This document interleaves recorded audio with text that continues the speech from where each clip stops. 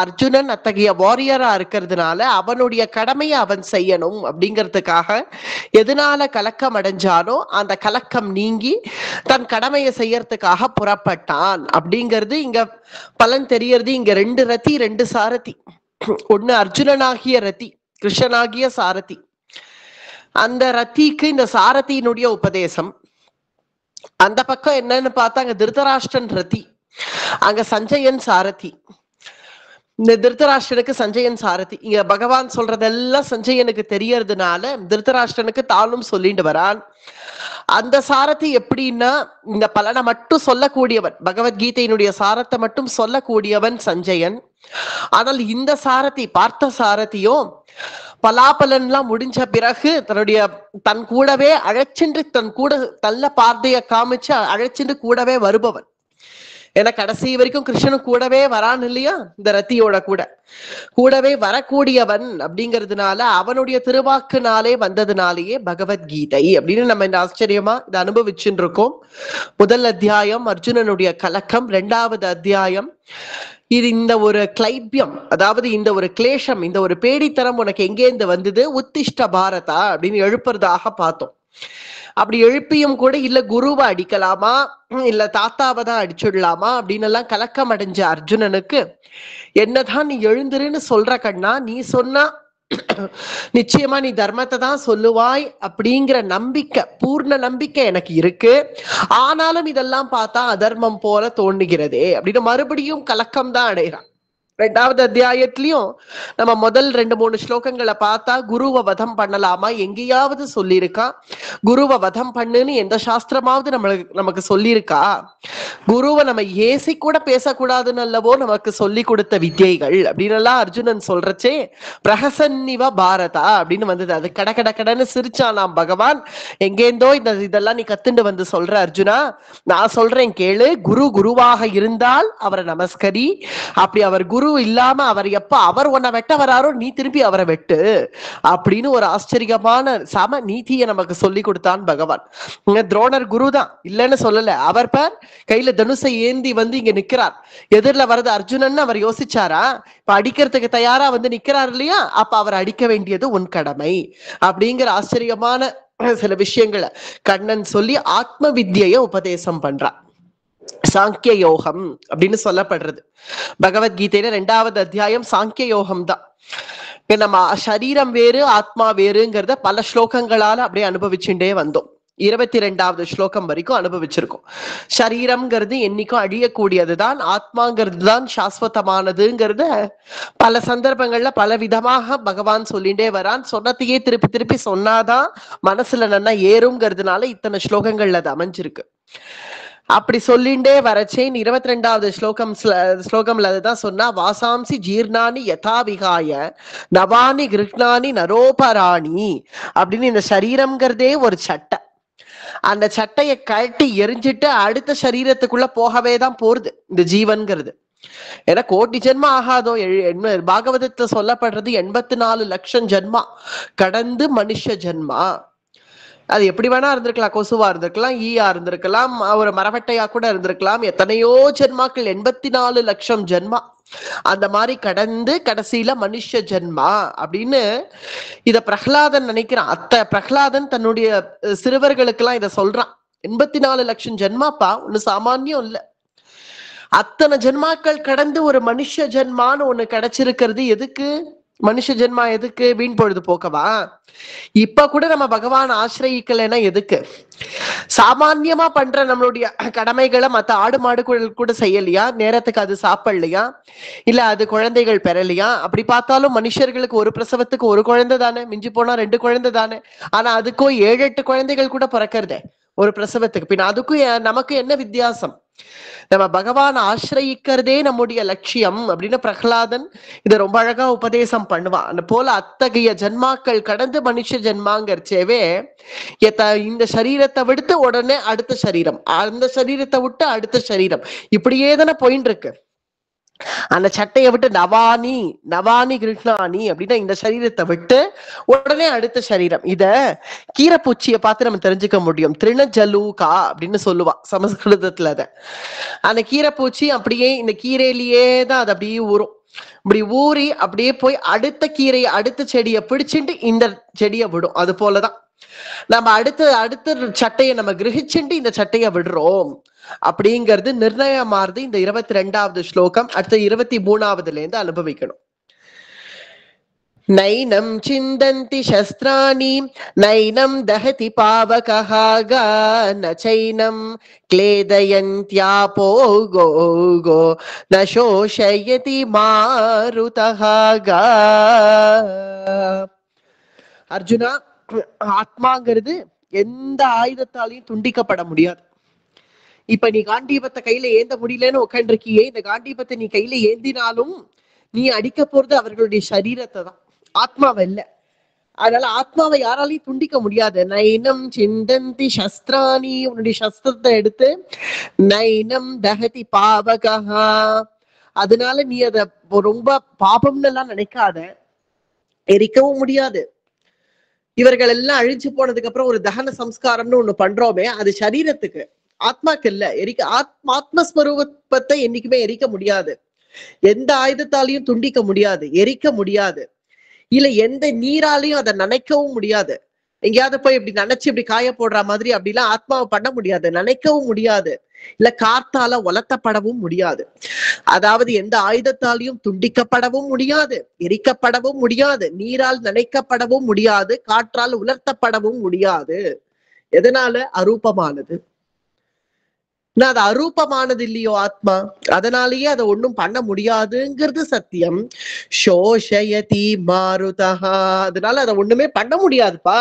அதனால நீ ஏதோ எதிரில இருக்கிற பீஷ்மர் அடிக்கிறேன் துரோணர் அடிக்கிறேன்னு அதையே நீ நினைக்கிறியே தவிர, நான் தான் ஆத்மா அப்படிங்கிறது சாஸ்வதம் அப்படிங்கிறத நான் உனக்கு எப்ப சொல்லிட்டேனோ அது நிச்சயம்னு நீ நம்பினே ஆக்கில் இவர்களை நம்ம அழிக்கிறோம் அழிக்கிறோம் அழிக்கிறோம்னு நீ அதையே மனசுல நினைச்சுட்டு இருக்க மாட்டேன். அதனால அதை பிரிச்சு பாக பழகு. ஒரு அஜ்ஞானிகள் கூட பேசறச்சே பிரிச்சுதான் பேசுவா. பேசி என்ன பேசுவான், எனக்கு உடம்பு சரியா இல்ல அப்படின்னு தான் சொல்லுவான். நான் சரியா இல்லைன்னு சொல்ல மாட்டான் யாருமே. இந்த சரீரமே நானா இருந்தா நான் சரியா இல்லைன்னு சொல்லணும்.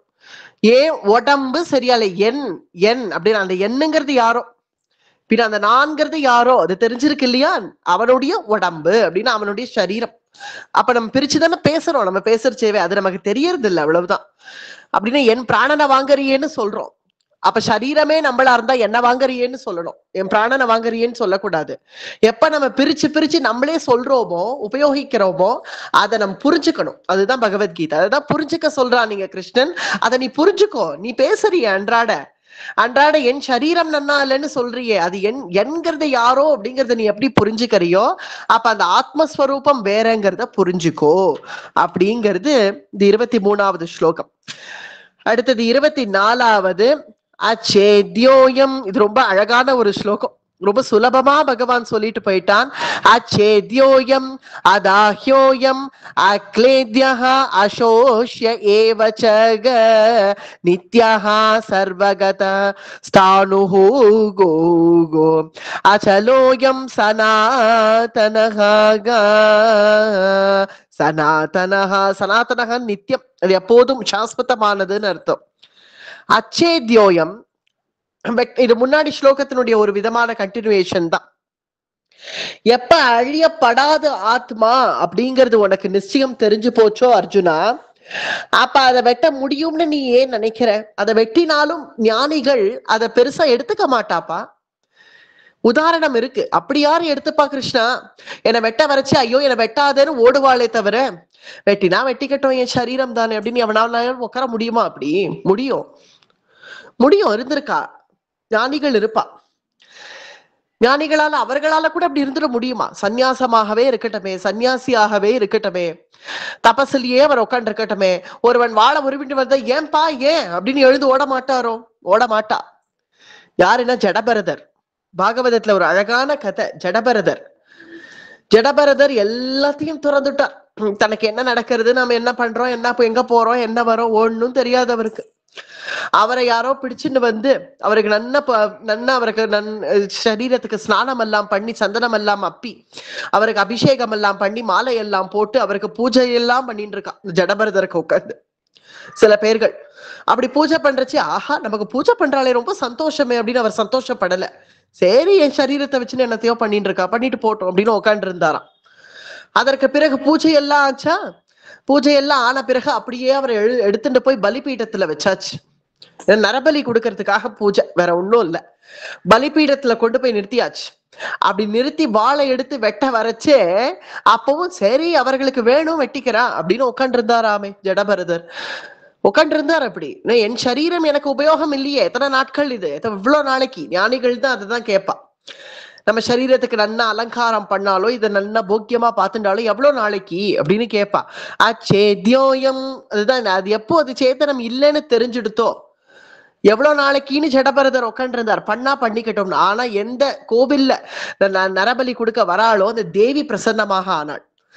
அவள் பிரசன்னமாக ஆகி ஜடபரதரை காத்தாள் அப்படின்னு பாகவதத்துல வருது இந்த கதை.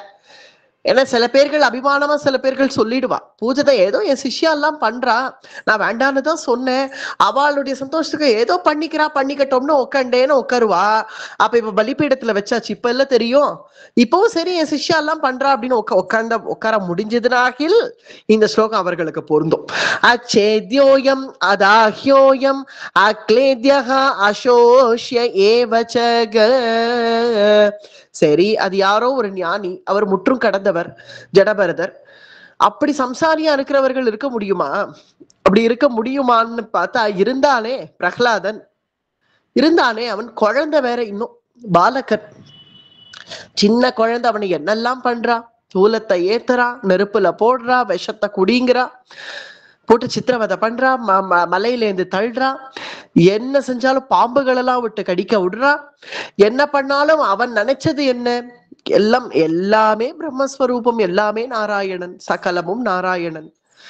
அந்த பாம்புக்கும் அந்தர்யாமி நாராயணன், மலைக்கும் அந்தர்யாமி நாராயணன். இது என்ன மலைக்குன்னு சொல்றேனேன்னு நினைக்க வேண்டாம், பூர்வ பிரவச்சனத்திலே இது சொன்னோம். ரூபமா இருக்கிறது எல்லாத்துக்குமே அழிவுங்கிறது ஒண்ணு உண்டு. என்னென்னலாம் நம்ம பிரத்யட்சமா பாக்குறோமோ எல்லாத்துக்கும் உண்டுங்கிறச்சே அந்த மலைக்கும் தான் உண்டு. அப்படி இருக்கு. இந்த மலையிலேருந்து தள்ளுறாளேன்னா பரவாயில்ல, பூமியில தானே விழ போறேன், அதுவும் நாராயணன் தான், இதுவும் நாராயணன் தான், எல்லாம் நாராயண ஸ்வரூபம் அப்படின்னு பார்க்க முடிஞ்சதே ஒருத்தரால. நித்யஹா சர்வகதஹா ஸ்தானுஹு அசலோயம் சனாதனஹா.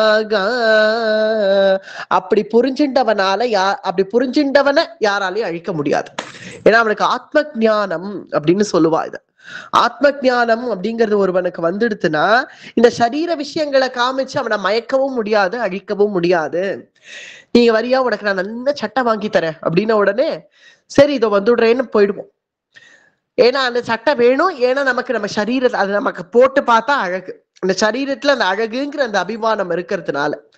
அதனால நீ அந்த அபிமானத்தை விடுற வரைக்கும் ஆத்மஸ்வரூபத்தை புரிஞ்சு கொள்ள முடியாது அப்படிங்கிறத விளக்குறது ரொம்ப சுலபமா. அச்சேத்யா அத உதாகியகான்னு பகவான் சொல்லிட்டானே தவிர இதுக்கு நம்ம எக்ஸாம்பிள்ஸ் எல்லாம் வச்சு பார்க்க வேண்டியதா இருக்கு.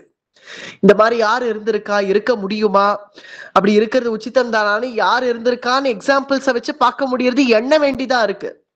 ஜடபரதர்னோ பிரகலாதனோ ரிஷப யோகி அப்படின்னு கூட இருந்தா, இந்த ஜடபரதர் இந்த பரதனுடைய அப்பா தான் அவர். ரிஷப யோகி அப்படிங்கிறவர் பட்டாபிஷேகம் பண்ணி முடிச்சுட்டு, தன் புத்திரனுக்கு பட்டாபிஷேகம் பண்ணி முடிச்சுட்டு அவர் காட்டுக்கு தபசுக்கு வந்தாச்சு. தபஸ்ல உட்காந்துருக்கார். காட்டுத்தீ நன்னா பத்திண்டு எரியறது. பத்திண்டு எரிஞ்சா எனக்கு பிராரப்தம்னு இருந்தா, இந்த சரீரம் இருக்கணும்னு இருந்தா அது பாட்டு இருக்கும், காட்டுத்தீ தானே அணையும். இல்லை எனக்கு பிராரப்தம் எல்லாம் முடிஞ்சு போச்சு, இனி நான் கைவல்யத்துக்கு போக போறேன் அப்படிங்கிறது உறுதி ஆயிடுத்துன்னா இந்த சரீரத்தை இந்த அக்னி பஸ்மமாக்கிட்டு போகட்டமே, எனக்கு என்ன அப்படின்னு உட்காந்து இருந்தாராம் ரிஷப யோகி. இதெல்லாம் பாகவதத்துல வர கதைகள். பாகவதத்துல இந்த மாதிரி யோகிகளுடைய கதைகள் எல்லாம் சொன்னாதான் நமக்கு ஆத்ம வித்யை. இங்க பகவத்கீதையில பகவான் ஸ்லோகமா என்னெல்லாம் சொன்னானோ அதெல்லாம் அங்க யார் யார்கள் இதை செஞ்சா அப்படிங்கிறது கதையா வருது பாகவதத்துல நமக்கு. அப்படி இருக்கிறதுக்கு எத்தனையோ பேர்களை நம்ம எண்ண வேண்டியதா இருக்கு. இப்படி இருக்க முடியுமான்னு பார்த்தா அப்படி பிரகலாதன் சரி சின்ன குழந்தை அவன் இருந்துட்டான். ரிஷப யோகின்னு யாரையோ சொல்றேன் இருந்துட்டான். அப்புறம் ஜடபரதரை சொல்றேன். அப்ப அந்த மாதிரி பின்ன ஸ்திரீகளால இருக்க முடியுமா அப்படிங்கிற ஒரு கேள்வி வரும். இப்படி இருக்க முடியுமா அப்படின்னு கேட்டா இப்ப சமீபத்துல இருந்திருக்கான் மீரா அப்படிங்கிறவள், பக்த மீரா நம்ம அடிக்கடி நம்ம சொல்லுவோம், நமக்கு தெரியும், சமீபத்துல இருந்திருக்கா. விஷுகா பியாரா ராணாஜினே மேகா அப்படின்னு அழகா அந்த ஒரு அபங்கம் கூட அமையும். விஷுகா பியாரா, இந்த விஷத்தை கொண்டு வந்து கொடுத்த போதும், அந்த விஷத்தை அருந்திட்டோம் அப்படின்னு தெரிஞ்ச போதும், ஐயோ நம்ம விஷம் சாப்பிட்டுட்டோமே அப்படின்னு என்ன, மீராங்கிறது யாரு? மேவார் மகாராணி. அப்படி இருக்க சாமான்யமா இருக்க வேண்டி இருக்க மகாராணினா எவ்வளவோ கைங்கரிய பராள் இருப்பா, அவளுக்கு எவ்வளவோ போக்கியங்கள் இருக்கும், அதெல்லாம் விட்டுட்டு எனக்கு என்னுடைய கிரிதாரி அப்படின்னு இருந்தவள். அப்படி இருக்கக்கூடிய மீரா விஷத்தை குடிச்சிட்ட நீ அப்படின்னு தெரிஞ்சும் கூட, சரி இது அழிய வேண்டிய சரீரம் என்னி கழிஞ்சா என்ன, அந்த விஷம் போய் ஜீரணமாகி நம்ம இந்த சரீரத்தை அழிக்கிறதுக்குள்ள ஒரு 4 கீர்த்தனை பாடி நந்தலாலான்னு குதிச்சுடுவோமே அப்படின்னு குதிச்சாலாம் மீராபாய். இப்ப சமீபத்துல இருக்க முடியும், இருக்க முடியாதுன்னுலாம் இல்ல, யாராலையும் இருக்க முடியும். நித்யஹா சர்வகதஹா ஸ்தானுஹு அசலோயம் சனாதனஹா, இதுதான் சாஸ்வதம் அப்படின்னு தெரிஞ்சிடுதுன்னா யாராலையும் இப்படி இருந்துட முடியும் அப்படிங்கிறத விளக்கிறது 24வது ஸ்லோகம். அடுத்தது 25வது ஸ்லோகம். அவ்யக்தோயம் அசிந்த்யோயம் அவகார்யோ யமுச்யதே யே தஸ்மாதேவம் விதித்வைனம் கோ கோ நானுஷோசிதுமர்ஹசி. எந்த பார்வைக்கு எட்டாதது நம்முடைய ஆத்மா, அது புலப்படாது, யாருடைய சிந்தனைக்கும் அப்பாற்பட்டது. அவ்யக்தோயம் நம்ம அப்பாற்பட்டதுன்னு அர்த்தம். அவ்யக்தோயம் அச்சிந்தியோயம் நம்ம சிந்தனைக்கெல்லாம் எட்டாதது. இந்த சிந்தனையால நம்ம புரிஞ்சின்றதுனால நான் புரிஞ்சுட்டேன்னு சொல்லிட முடியாது, நம் சிந்தனைக்கும் அப்பாற்பட்டது அது. அச்சிந்தியோயம், அத்தகைய நம் யாருக்கும் புலன்படாத அந்த ஆத்மாவை நீ புரிஞ்சின்ட்டியாகில் சரீரத்துக்காக நீ வருத்தப்பட்டு என்ன பண்ண போற? வருத்தப்பட்டு பிரயோஜனமும் இல்லை இல்லையா? எதனா உன்னால மாத்த முடியுமா அர்ஜுனா? உன்னால நீ தவிர்க்க முடியுமா? இன்னெவிட்டபிள் அப்படின்னு சொல்லுவா. தவிர்க்க முடியாது. தவிர்க்க முடியாத விஷயத்துக்காக நீ அழுது என்ன பண்ண போற? நம்ம ஆத்மா சாஸ்வதம்னு புரிஞ்சுட்ட உனக்கு ஒருவேளை நீ புரிஞ்சுட்டேன்னா இந்த உடலை நினைச்சு நீ வருத்தப்பட்டு ஒரு பிரயோஜனமும் இல்லை. உன் சிந்தனைக்கெல்லாம் அப்பாற்பட்டது, அதை விட்டுடுறது நல்லது. தஸ்மா தேவம் விதித்வைனமும் கோ கோ நானு சோசித்து மர்ஹசி. நீ கவலைப்பட்டும் பிரயோஜனம் இல்லைன்னு அர்த்தம். நானு சோசித்தும் அர்ஹசி, நீ கவலைப்பட்டாலும் அதுக்கு ஒரு பிரயோஜனம் இருக்க போறது இல்ல. கவலைப்பட்டுட்டே உட்காந்து இருக்க வேண்டியதான், ஆனா பிரயோஜனம் ஒன்னும் கிடையாது. கவலைப்பட்டேனே இவ்வளோ பிரயோஜனம் எல்லாம் கிடையாது. கவலைப்பட்டு நீ உன் டைமை வேஸ்ட் பண்ண, உன் எனர்ஜியை வேஸ்ட் பண்ண, பெருமா உட்காந்து தேவையில்லாத விஷயத்துக்கு அழுத, அவ்வளவுதான். அதுக்கான பிரயோஜனம் ஒண்ணும் கிடையாது. அப்ப கடமையை செஞ்சா பிரயோஜனம் உண்டு. அதுக்குதான் மேற்கொண்ட வரக்கூடிய ஸ்லோகங்கள்ல தான் வருது. வேண்டாத விஷயத்துக்கு உட்காந்து அழுதாலும் பிரயோஜனம் இல்லை, நீ என்ன அழுதாலும் பிரயோஜனம் இல்லை அப்படின்னு வருது இந்த 25வது ஸ்லோகம். அடுத்தது 26வது ஸ்லோகம். அதச்சைனம் நித்யஜாதம் நித்யம் வா மன்யசே மிருதம் கு ததாபித்வம் மகாபாஹோ கோ கோ நைனம் சோசிதுமர்ஹசி. அதச்சைனம், அத இருப்பினும், அதாவது முன்னாடி ஸ்லோகத்தினுடைய கண்டினியூவேஷன். அதுக்காக நீ உடலுக்காக வருத்தப்பட்டு என்ன பண்ண போறேன்னு முன்னாடி ஸ்லோகம் வருது இல்லையா? வருத்தப்படக்கூடாதுன்னு வருது முன்னாடி ஸ்லோகத்துல. அத அப்படின்னா இருப்பினும், அத சைனம் நித்யஜாதம் நித்யம் வா மன்யசே மிருதம். சரி அர்ஜுனா, நீ இப்படியே எடுத்துக்கோய, உன் கூடவே ஆத்மா பிறந்து உன் கூடவே அது சாகிறது அப்படின்னே எடுத்துக்கோயே. ஏன்னா சில பேர்கள் அப்படிதானே சொல்லுவா, லோகாயுதவாதிகள் அதுதான் சொல்லுவா. நம் சரீரத்தோடவே ஆத்மாவும் பிறக்கிறது, அப்படியே சரீரத்தோடவே அதுவும் அழிஞ்சிடுறது. புதைச்சோம்னா மண்ணோட மண்ணா போயிடுறது, எரிச்சோம்னா நெருப்போட நெருப்பா போயிடுறது, கரைஞ்சிடுறது, அப்படியே ஆயிடுறது. இதெல்லாம் இப்ப பேசுறோம் நினைக்க வேணாம், பகவத்கீதையில இருக்கு இது. அத சைனம் நித்யஜாதம் நித்யம் வா மன்யசே மிருதம் ததாபித்வம் மகாபாஹோ. இத கிருஷ்ணனே சொல்றான். இத ஒருவேளை உன் கூடவே பிறந்து ஆத்மாவும் உன் கூடவே தான் பிறந்து உன் கூடவே தான் அழியறதுன்னு நினைச்சுக்கோயேன், அப்படியே எடுத்துக்கோ. இல்ல நான் இயற்கைவாதியாக்கும், நான் இயற்கையை தான் நம்புவேன், இயற்கையா வருது அப்படியே போறது அப்படின்னு நினைச்சாலும் எப்படியும் அழிய போறத நினைச்சு ஏன் நீ வருத்தப்படுற? அவ்வளவுதான், இன்னும் சுலபமா போச்சு. அழியப்படுறத ஆத்மா சாஸ்வதம் நினைச்சாதானே இன்னும் கொஞ்சம் கவலையாவது வரும். எப்படியும் அழியத்தான் போறதுன்னு நீ நம்பினேன்னா அதை நினைச்சு கவலைப்பட்டு மட்டும் நீ என்ன பண்ண போற?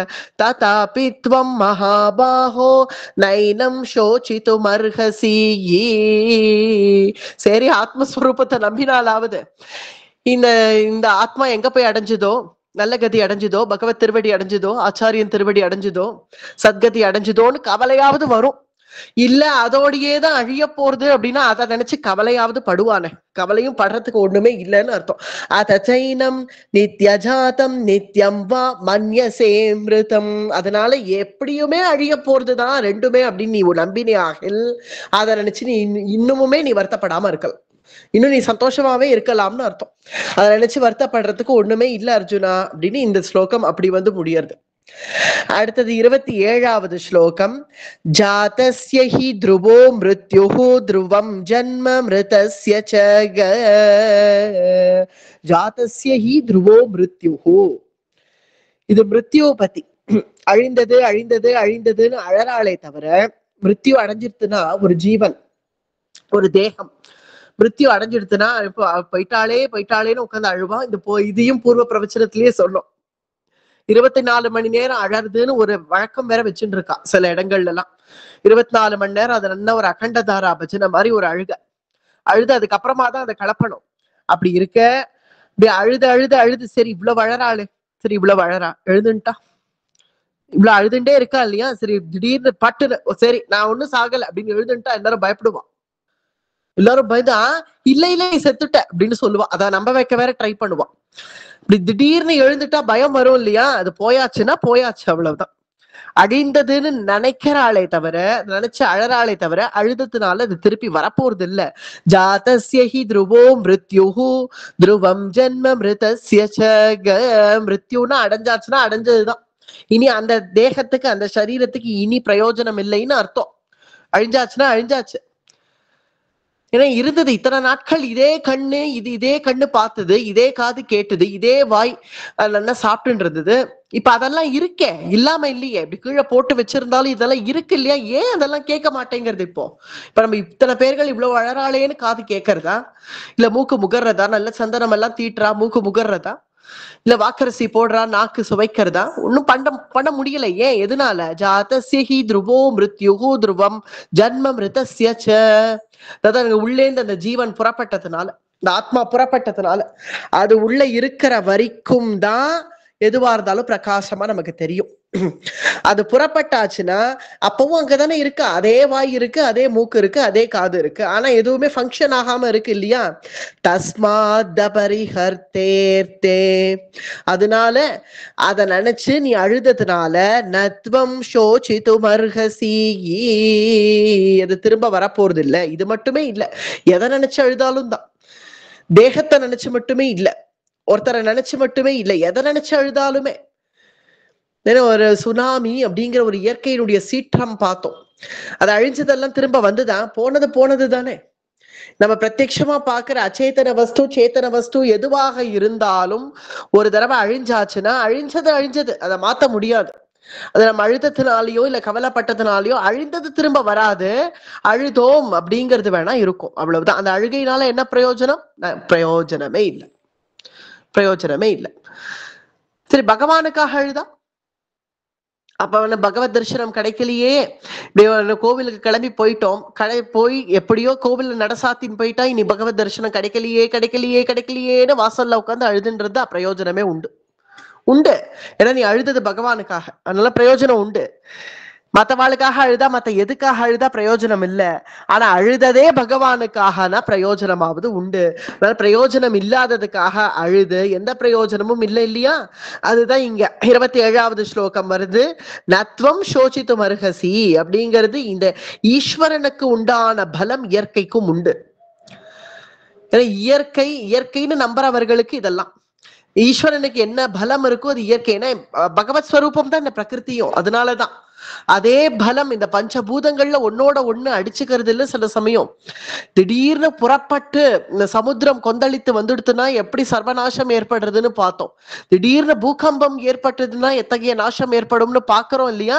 பஞ்சபூதங்கள் ஒன்னோட ஒண்ணு இப்படி மோதிக்க ஆரம்பிச்சதுன்னா ஒன்னொன்னு தனித்தனியா ஆடினாலே தாங்க முடியல, ஒன்னோட ஒண்ணு மோதித்துனாக எப்படி இருக்கும்? அதனால பிரகிருத்தினுடைய பலம் அப்படிங்கிறது ரொம்ப பெருசு. அப்படி பிரகிருத்திய நம்புறவர்களும் அந்த இயற்கையாலேயே அது அழிஞ்சதுன்னு நினைச்சா கூட அழிஞ்சதை நினைச்சு கவலைப்பட்டு பிரயோஜனம் இல்லை அப்படிங்கிறது 27வது ஸ்லோகம், மிருத்யோபத்தியான ஸ்லோகம். அடுத்தது 28வது ஸ்லோகம். இந்த படைக்கப்பட்ட எல்லா உயிர்களும் இதனுடைய கண்டினியூவேஷன் தான் இதுவும். எல்லா பூதங்கள் பத்தி அவ்யக்தாதீனி பூதானி வியக்த மத்யானி பாரத அவ்யக்த நித தான் ஏவாக தத்ர பரிதேவனாகா. அவ்யக்தாதீனி பூதானி, இந்த பூதங்கள் பஞ்சபூதங்கள் அப்படின்னு சொல்றோம். இந்த பூதங்கள் எல்லா உயிரினங்கள், நம்ம இந்த உலகம் தோன்றினது எல்லாமே இந்த படைக்கப்பட்டது. அவ்யக்தானி ஆரம்பத்துல, அதாவது அவ்யக்தானினா முதல்ல என்ன இங்க இருந்தது? பூதானி, இதெல்லாம் படைக்கப்பட்டதுதான். வியக்தானி இதெல்லாம் அப்பப்ப தோன்றுகிறது மறைகிறது, தோன்றுகிறது மறைகிறது, தோன்றுகிறது மறைகிறது. அதுதான் உண்மை. இதெல்லாம் பாசுரத்திலேயே வருது. கிடந்த நாள் கிடந்தாகாய் இன்னும் எத்தனை காலம் கிடத்தி அப்படின்னு வருது இல்லையா? திருவுடம் அசைய அப்படின்னு, திருவுடம் அசைய அப்படி பகவான் இப்படி அசைஞ்ச உடனே எல்லாம் மறுபடியும் சிருஷ்டி அப்படின்னு ஆரம்பிக்கும். அது போல அப்பப்ப தோன்றுகிறது, நடுவுல அப்படியே அது ஃபங்க்ஷன் ஆறுது, அப்படியே மறையிறது, தோன்றது மறையிறது, தோன்றது மறையிறது. அப்ப எப்படி நீ இந்த தேகத்துல இப்ப நீ தோன்றி இருக்காயோ, அடுத்த தேகம், மறுபடியும் அடுத்த தேகம் இப்படியே போயிட்டு இருக்கு. பின்ன எப்பதான் பகவத் திருவடி? அதுக்குதான் கைவல்யம். இந்த கைவல்யம் வேணும்னா குரு கிருப்பை, ஆச்சாரியன் கிருப்பை அது இருந்ததாகில் பகவத் திருவடி அடைஞ்சிடுவாய். ஆனா அது வரைக்கும் அடுத்தடுத்த தேகத்துக்கு நீ போவாய் அப்படிங்கிறது அவ்வளவு சத்தியம். அப்படியா? அப்ப எல்லாம் இதே மாதிரியே தானா?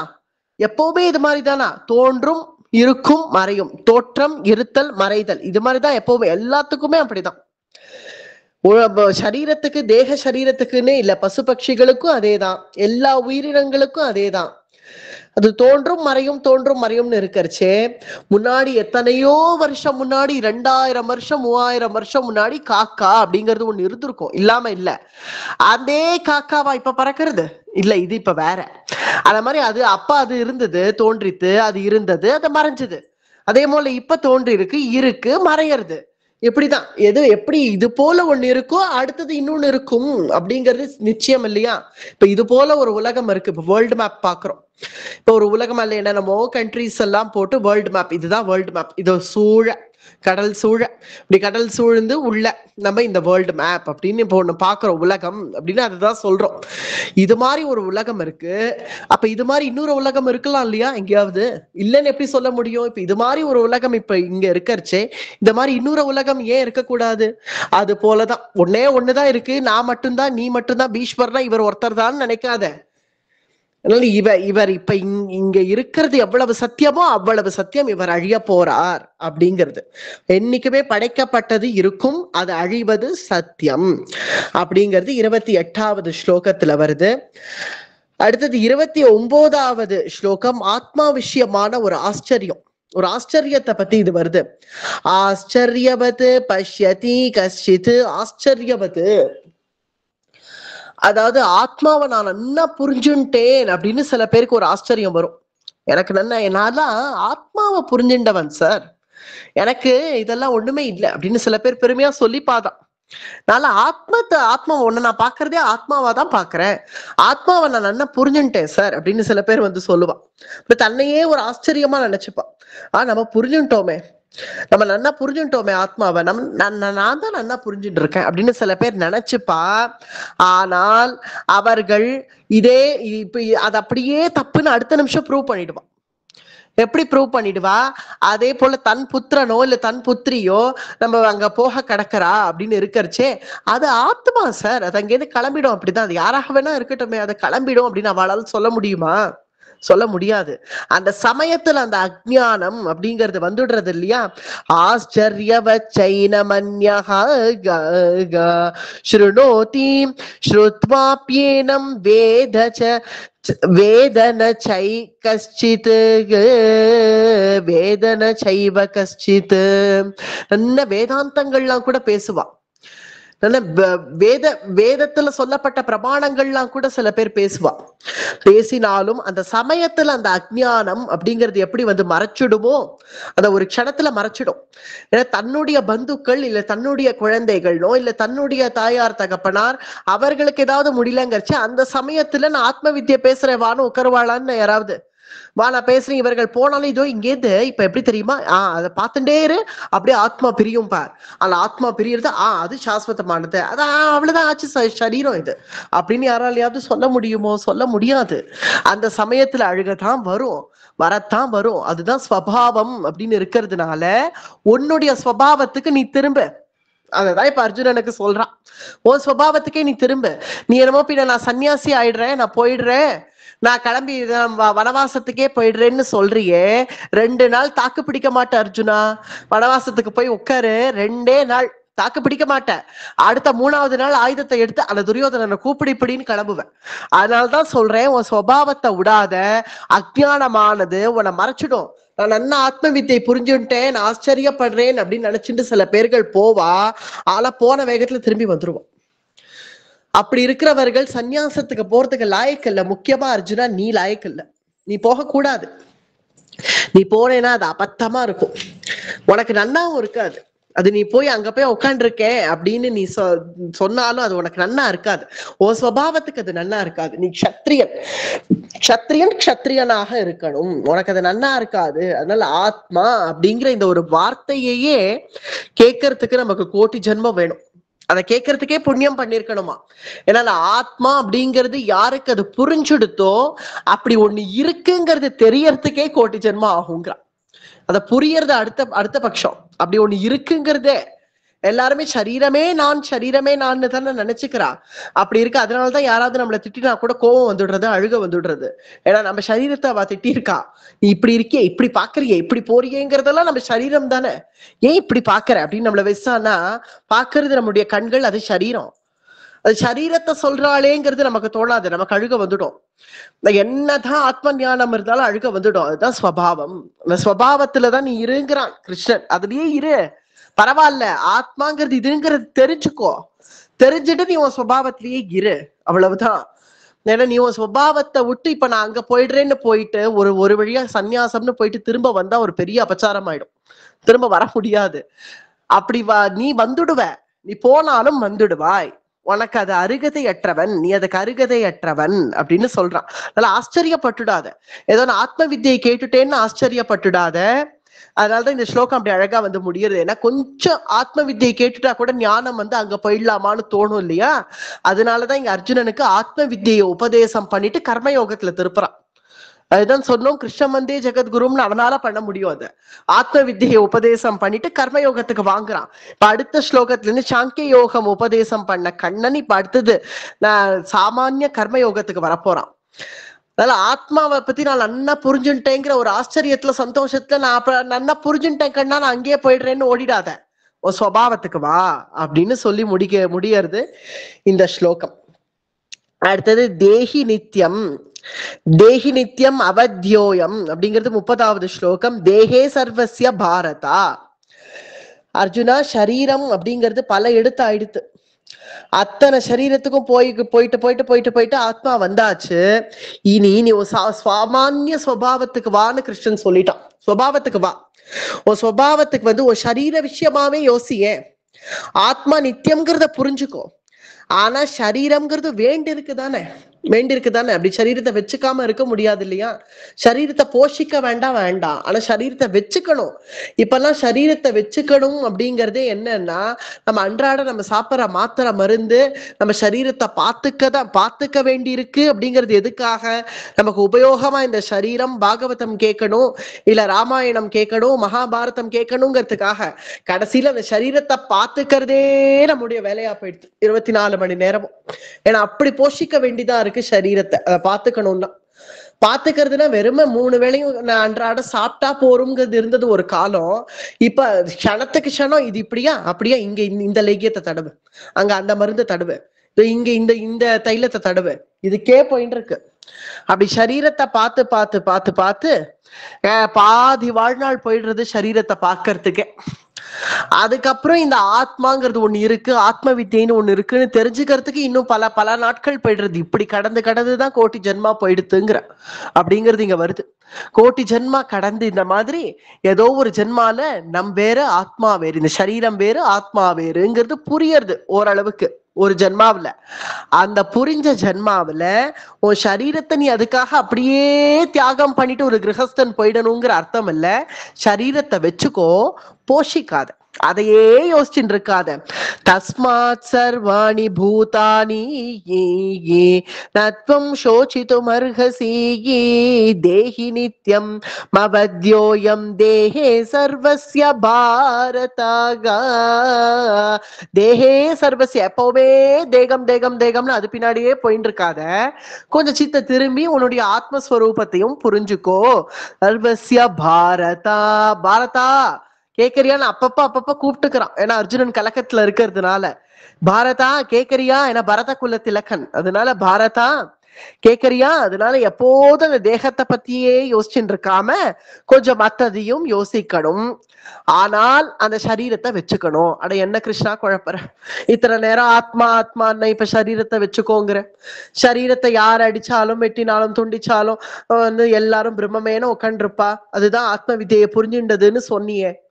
இப்ப வந்து தேகத்தை வச்சுக்கோன்னு சொல்றியே, தேகத்தை பாத்துக்கோன்னு சொல்றியே கிருஷ்ணா. ஆத்ம வித்தியில இருந்து இப்ப கர்மயோகத்துக்கு திரும்புறது, அதனால இப்படி இருக்கு இந்த ஸ்லோகம். இப்ப வந்து தேகம்ங்கிறியே கிருஷ்ணா, நான் எதை நான் யோசிப்பேன், நான் எதை செய்வேன் அப்படின்னா, அதாவது நீ கிரகஸ்தாசிரமத்திலேயே இருந்து நீ முற்றும் கடந்த ஞானியாக இருக்க முடியும் அப்படிங்கிறதுதான் உண்மை. அப்படி இருக்கிறவனுக்கு தான் சந்நியாசம் கிட்டித்துன்னு அர்த்தம். எல்லாரும் காஷாயத்தை கட்டிட்டு அங்கேருந்து இப்படி கிளம்பி போயிட்டான் சந்நியாசம்ங்கிறது அர்த்தம் இல்ல. அததான் இப்ப அர்ஜுனன் நான் செய்யறேங்கிறான், அததான் கிருஷ்ணன் வேணான்னு தடுக்கிறான். நான் இப்ப கிளம்பி வனவாசத்துக்கே போறேங்கிறான் இல்லையா, அதை தடுத்து நீ அங்க போய் தான் நீ சந்நியாச மார்க்கத்துல இருக்கணுங்கிறது அர்த்தம் இல்ல. சரீரம் ஆத்மா விஷயமான ஞானம் உனக்கு வந்துடுத்துனா நீ கிரகஸ்தாசிரமத்துல இருந்தே உனக்கு அந்த தேகத்தினுடைய அபிமானம் விட்டுடும் அப்படிங்கிறது அர்த்தம் இங்க. அதுக்காக உன் கடமையை விட்டுட்டு நீ அப்படி போயிடக்கூடாதுப்பா. ஏன்னா அங்கிட்ட போயிட்டு திரும்ப வரணும்னு நினைச்சா அப்புறம் ரொம்ப கஷ்டமாயிடும்னு நம்ம சித்த முன்னாடி சொல்லிட்டோம் இல்லையா. அதனாலதான் கிருஷ்ணன் தடுக்கிறான். அப்படி எல்லாம் போகணும்னு நினைக்காத, தேகத்தை வச்சுக்கோ, ஆனா ஆத்மஸ்வரூபத்தை புரிஞ்சுக்கோ அப்படிங்கிறது இந்த 30வது ஸ்லோகத்துல அமையிறது. அடுத்தது 31வது, இது ரொம்ப முக்கியமான ஸ்லோகம். ஸ்வதர்மமபி சாவேக்ஷ்ய ந விகம்பிதும் அர்ஹசி தர்மாத்யுத்தாத் ஸ்ரேயோன்யத் க்ஷத்ரியஸ்ய ந வித்யதே யே. ஆத்ம வித்யை உபதேசம் பண்ணிட்டு இனி சாமான்யமா பேச ஆரம்பிச்சிட்டான் கிருஷ்ணன். அதனால க்ஷத்ரியஸ்ய ந வித்யதே, க்ஷத்ரியன் க்ஷத்ரியனாக இரு அப்படின்னு அர்ஜுனனுக்கு தன்னுடைய உண்மையான நான் இப்ப இருக்கிற உண்மையான அந்த தேக ரூபத்தை ஞாபகப்படுத்துறான். க்ஷத்ரியஸ்ய ந வித்யதே, க்ஷத்ரியனாக இரு. நீ க்ஷத்ரியன் தானே. க்ஷத்ரியனுடைய சுவாவம் என்ன? தர்மாத்யுத்தாத் ஸ்ரேயோன்யத், யுத்தம் பண்ணணும், அதுதானே க்ஷத்ரியனுடைய சுவாவம். எப்ப ஆத்மா நித்தியம்ங்கிறத நீ புரிஞ்சுண்டு இந்த சரீரம் அனித்தியம் அப்படிங்கிறத நீ உணர்ந்து அப்ப நீ உன்னுடைய ஸ்வதர்மத்துல இரு. ஸ்வதர்மம் பிச்சா வேக்ஷிய, இது என்ன எதுவுமே புரியலையேன்னு நினைக்க வேண்டாம். நம்ம ஸ்வதர்மத்துலதான் இருக்கணும். சரீரத்தை வச்சுக்கணும், சரீரத்தை போஷிக்க வேண்டாம், ஆனா சரீரத்தை வச்சுக்கணும். ஆனால் நம்ம ஆத்மஸ்வரூபத்தை புரிஞ்சுக்கணும், அவ்வளவுதான் சிம்பிள். இது வேறங்கிறத நம்ம புரிஞ்சுப்போம். புரிஞ்சுட்டு ஆனால் நம் ஸ்வதர்மத்துல இருப்போம் அப்படிங்கறத இங்க சொல்றான். ஸ்வதர்மம் அபி சாவேக்ஷ்ய ந விகம்பிதும் அர்ஹசி. உன் ஸ்வதர்மத்துக்கு தான்ப்பா நீ அதிகாரி, உன் ஸ்வதர்மத்தை எடுத்து செய். நன்னா பண்றேனே கிருஷ்ணா, கார்த்தால எழுந்த உடனே நன்னா அனுஷ்டானம் பண்றேன், உன்னையே தியானம் பண்றேன், உன்னையே பூஜிக்கிறேன், நான் எல்லாம் என் ஸ்வதர்மம் பண்ணிட்டு தானே இருக்கேன், அப்ப ஏன் யுத்தம் பண்ண மாட்டேங்கிற? தர்மாதி யுத்தா ஸ்ரேயோன்யத்து, யுத்தம் பண்ண மாட்டேன்னு உட்காந்துருக்கியே இப்போ. அதுதானே கிருஷ்ணா புரியல, அதனால தானே கலக்கம்னு உட்காந்துருக்கேன், அதனால தானே கீதை கேட்டுன்னு இருக்கேன் அப்படின்னு உட்காந்துருக்கான் அர்ஜுனன். அவன் ஸ்வதர்மத்தை நீ எப்ப செய்யறேன்னு சொல்றியோ, அன்றாட வாழ்வுல நீ எழுந்து அனுஷ்டானம் பண்றது, பகவத் பூஜை பண்றது, இது மட்டுமே ஸ்வதர்மம்னு நினைக்காத, அங்க அலுவலகங்களுக்கு செல்லணும். உண்மை அதுதான். அர்ஜுனனுக்கு இங்க சொல்றது யுத்தம் பண்ணுன்னு சொல்றான், ஏன்னா அது அவனுடைய வேலை, அவன் வேலையை அவனுக்கு செய்யன்றான். நமக்கு இங்க உபதேசம், நம் வேலையை செய்யணும்னு அர்த்தம். உன்னுடைய குடும்பம் நடக்கணும், அங்க அலுவலகங்களுக்கு நீ செய்யணும்னா செய்யணும். அதை செய்ய மாட்டேன், இல்ல நான் இப்படியே இருப்பேன் அப்படின்னு உட்காந்து இருக்க கூடாது. அதுக்குதான் ஸ்வதர்மம் அப்படி சாவேக்ஷ்ய, ஸ்வதர்மத்துல இருந்துட்டு உன்னுடைய காரிய கிரமங்களை நீ செஞ்சே ஆகணும். அர்ஜுனா, நீ யுத்தமும் ராஜ்யத்துக்காக நினைக்காத. இங்க நிறைய தடவை சொன்னேன், ராஜ்யம் அப்படியாக எனக்கு ஒரு ராஜ்யம் வேணுமா, ராஜ்யம் வேணுமா, இவர்களெல்லாம் அடிச்சாவது யுத்தம் பண்ணியாவது எனக்கு ஒரு ராஜ்யம் வேணுமா, வேண்டாமே வேண்டாமேன்னு சொன்ன. ராஜ்யத்துக்காக யுத்தம்னு நினைக்காத, தர்மாதி யுத்தான், தர்மத்துக்காக. நாம் எந்த காரியம் செஞ்சாலும் இங்க வியாக்கியானம் அதுதான், என்ன காரியம் செஞ்சாலும் அது தர்மத்துக்காக, பகவத் கைங்கரியத்துக்காக அப்படின்னு நினைச்சிட்டோம்னா, இங்க பகவானே பேசுறதுனால என் கைங்கரியத்துக்காகன்னு சொல்லிக்கல, தர்மத்துக்காகன்னு சொன்னான். தர்மாதி யுத்தா ஸ்ரேயோன்யத், தர்மத்துக்காக நீ யுத்தம் பண்றாய் அப்படின்னு நினைச்சுக்கோ. ராஜ்யத்துக்காக நீ ஏன் சொல்ற? அத அல்டிமேட் ரிசல்ட் அதுதானே கிருஷ்ணா. ராஜ்யத்துக்காக தானே இங்க வந்து நிக்கிறோம், இல்ல தர்மத்துக்காக நிக்கிறாய். எதுக்காகன்னு பார்த்தா, அங்க தர்மம் போல வெளியில காண்பிச்சு அதர்மம் பண்ணிட்டு இருக்கான் துரியோதனன். என்ன பண்றான்? நாங்கள் தான் உட்காந்து சூதாடி ஆச்சே, சூதாடி நாங்கள் சொத்தை வாங்கிண்டாச்சே, சொத்தை வாங்கின்ற பிறகு சூதாடினவனுக்கு தானே அந்த சொத்து சொந்தம் அப்படின்னு அங்க துரியோதனன் கேட்கிறான். அதை கேட்டா தர்மம் மாதிரிதான் இருக்கு. ஆமா, கரெக்ட் தானே, நியாயம் தானே, அவன் தானே சூதாடினா, ஏன் தர்மபுத்திரன் சூதாட வந்தான்? வந்த பிறகு அவன் சொத்தை கொடுத்த பிறகு இனி அவனுக்கு அதுல உரிமை கொண்டாட முடியாது. பார்த்தா இது தர்மம் போலதான் தெரியும், ஆனால் அது அதர்மம். அப்படி கிடையாது. அங்க என்ன விஷயம் நடந்ததுங்கிறத பார்க்கணும். தர்மபுத்திரன் வேண்டாம் வேண்டாம் வேண்டாம்னு சொல்லியும் அவனை நிர்பந்திக்கப்பட்டான். அங்க தர்மபுத்திரன் நிர்பந்திச்சு உட்கார வைக்கப்பட்டான். அங்க அப்படி பிரேரணை பண்ணப்பட்டான். அதனால அது அதர்மம் அப்படிங்கிறது நம்ம ஆழ்ந்து பார்த்தாதுன்னு நமக்கு தெரியறது. அவன் தர்மம் போல வெளியில காண்பிச்சு அவன் அதர்மம் பண்ணிட்டு இருக்காண்டா. ஆனா நீ அதர்மம் போல நீ பண்றது என்னமோ அதர்மம் போல தெரியும் எல்லாருக்கும். அர்ஜுனன் பண்றது அதர்மம், இப்ப யுத்தத்தை எடுத்துட்டான்னு அதர்மம்னு தெரியும் வெளியில பார்த்தா. ஆனா நீ தர்மத்தை ஸ்தாபி. அப்படி யார் வேணா யார் சொத்தை வேணா பிடுங்கலாம், யார் வேணா எதை வேணா ஆக்கிரமிக்கலாம், யார் வேணா எந்த ஸ்திரீய வேணா பரிபவப்படுத்தலாம்னுங்கிறத ஸ்தாபிக்க முடியாது. அப்படி செஞ்சவன் அழிஞ்சு போவான்னு பின்ன எதை கொண்டு காட்டுறது? அதனால தர்மாதி யுத்தாத் ஸ்ரேயோன்யத் க்ஷத்ரியஸ்ய ந வித்யதே. க்ஷத்ரியன் க்ஷத்ரியனாக இரு. உன்னுடைய ஸ்வபாவம் யுத்தம், அதுதான் உன்னுடைய ஸ்வதர்மம், அதுதான் உன்னுடைய கர்த்தவியம், அதுதான் உன்னுடைய தர்மம். அதனால உன்னுடைய தர்மத்துக்காக நீ அதை செய்யறேன் அப்படின்னு நீ தைரியமா எடுத்துன்னு போய் பண்ணுங்கிறான்.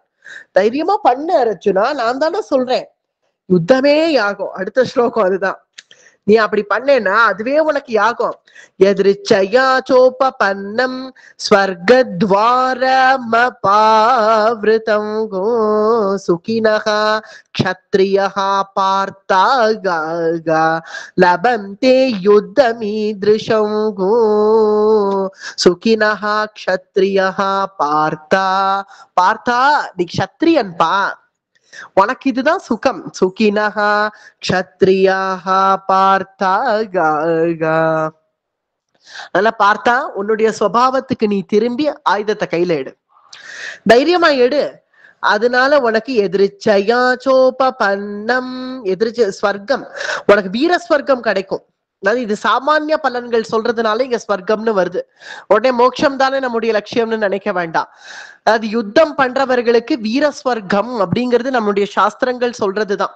அது அன்னைக்குன்னு இல்லை, அன்னைக்கு யுத்தம் பண்ணவர்கள் தான் இல்லை, இன்னைக்கும் இன்னைக்கும் நம்முடைய தேசத்துக்காக, நம் பாரத தேசத்துக்காக ஒருவன் போராடி உயிரை தியாகம் பண்ணாலாகில் அவனுக்கு வீரஸ்வர்க்கம் அப்படின்னு ஒண்ணு அங்க காத்துன்னு இருக்கு. அததான் இங்க கிருஷ்ணன் என்ன சொல்றான், இது ஒரு யுத்தமே ஒரு யாகம்பா. நீ தர்மத்துக்காக நீ யுத்தம் பண்ணா தர்ம காரியம் தானே, யாகம் எல்லாம் தர்ம காரியம் தானே, தர்மத்துக்காக நீ யுத்தமே ஒரு யாகம். அந்த யுத்தத்துல இங்க மடியறவர்கள் எல்லாரும் வீரஸ்வர்க்கத்துல போய் இருக்க போறார்கள். அதனால நீ அதை நினைச்சு கவலையே பட வேண்டாம். ஏன்னா இப்ப பீஷ்மர் எங்க போவாரோ, துரோணர் எங்க போவாரோன்னு நினைச்சுன்னு கவலைப்படாத, வீரஸ்வர்க்கத்துக்கு போவாங்கிறான். எதிர்ச்சயா சோப பன்னம் ஸ்வர்கத்வார மவா மபாவிருத்தம் ஸ்வர்க்க துவாரங்கள் திறந்து காத்துன்னு இருக்கும். இந்த மாதிரி போர் புரிஞ்சு தர்மத்துக்காக உயிரை விடுறவர்களுக்கு வீரஸ்வர்க்கம் அங்க காத்துன்னு இருக்கும். அதுதான் க்ஷத்ரிய ஸ்வபாவம் இல்லையா? சுகினஹா க்ஷத்ரியஹா பார்த்தா. பார்த்தா எந்த க்ஷத்ரியனுமே ஐயோ நான் யுத்தம் பண்றாப்புல இருக்கேன் என் உயிர் போயிடுவேன்னு அழமாட்டான்.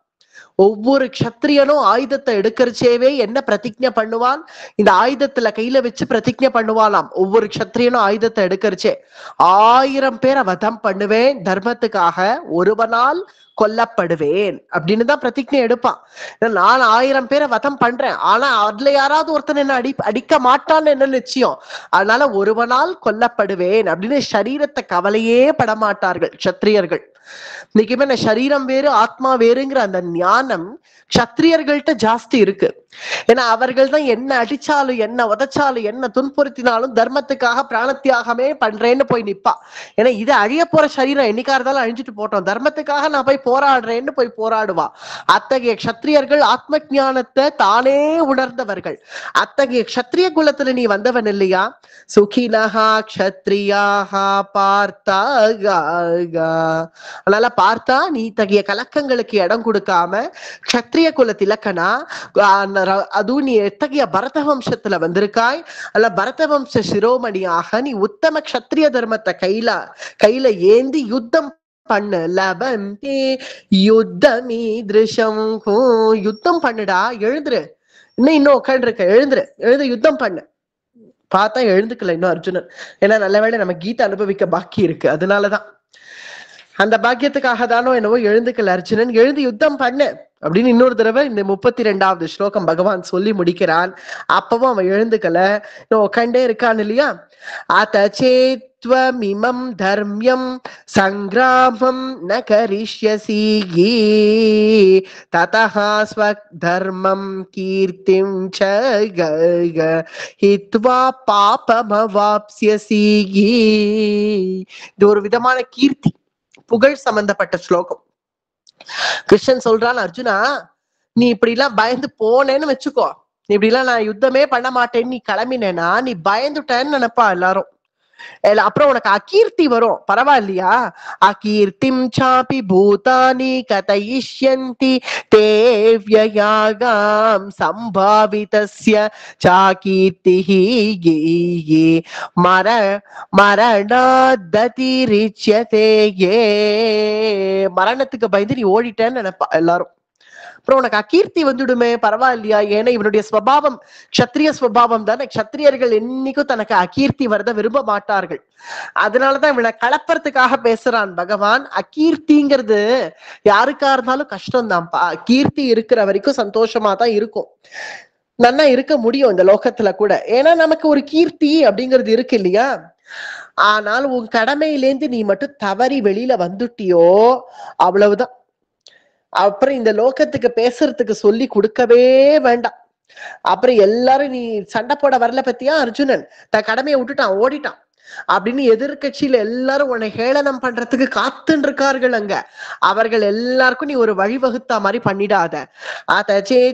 சேத்வம் இமம் தர்மியம், நீ தர்மத்துக்காக நீ விட்டுட்டு நீ தர்மா தர்மங்கள் எனக்கு புரியலன்னு நீ உட்காந்து என்கிட்ட புத்தி கேட்கிறேன்னு நீ உட்காந்து இருக்க. நான் தர்மம் யுத்தம் தான் உனக்கு சொல்லிட்டு இருக்கேன். சங்கிராமம் ந கரிஷ்யசி, அது நீ பண்ண மாட்டேன்னு சொல்லிட்டு நீ ஓடினேன்னு வச்சுக்கோ. தத ஸ்வதர்மம் கீர்த்திம் ச, நீ உன் ஸ்வதர்மத்தையும் நீ விட்டா மாதிரி ஆயிடும், உன் கீர்த்தியையும் நீ விட்டா மாதிரி ஆயிடும். எத்தகைய மகத்தான காரியங்கள் எல்லாம் அர்ஜுனா நீ பண்ணாய்.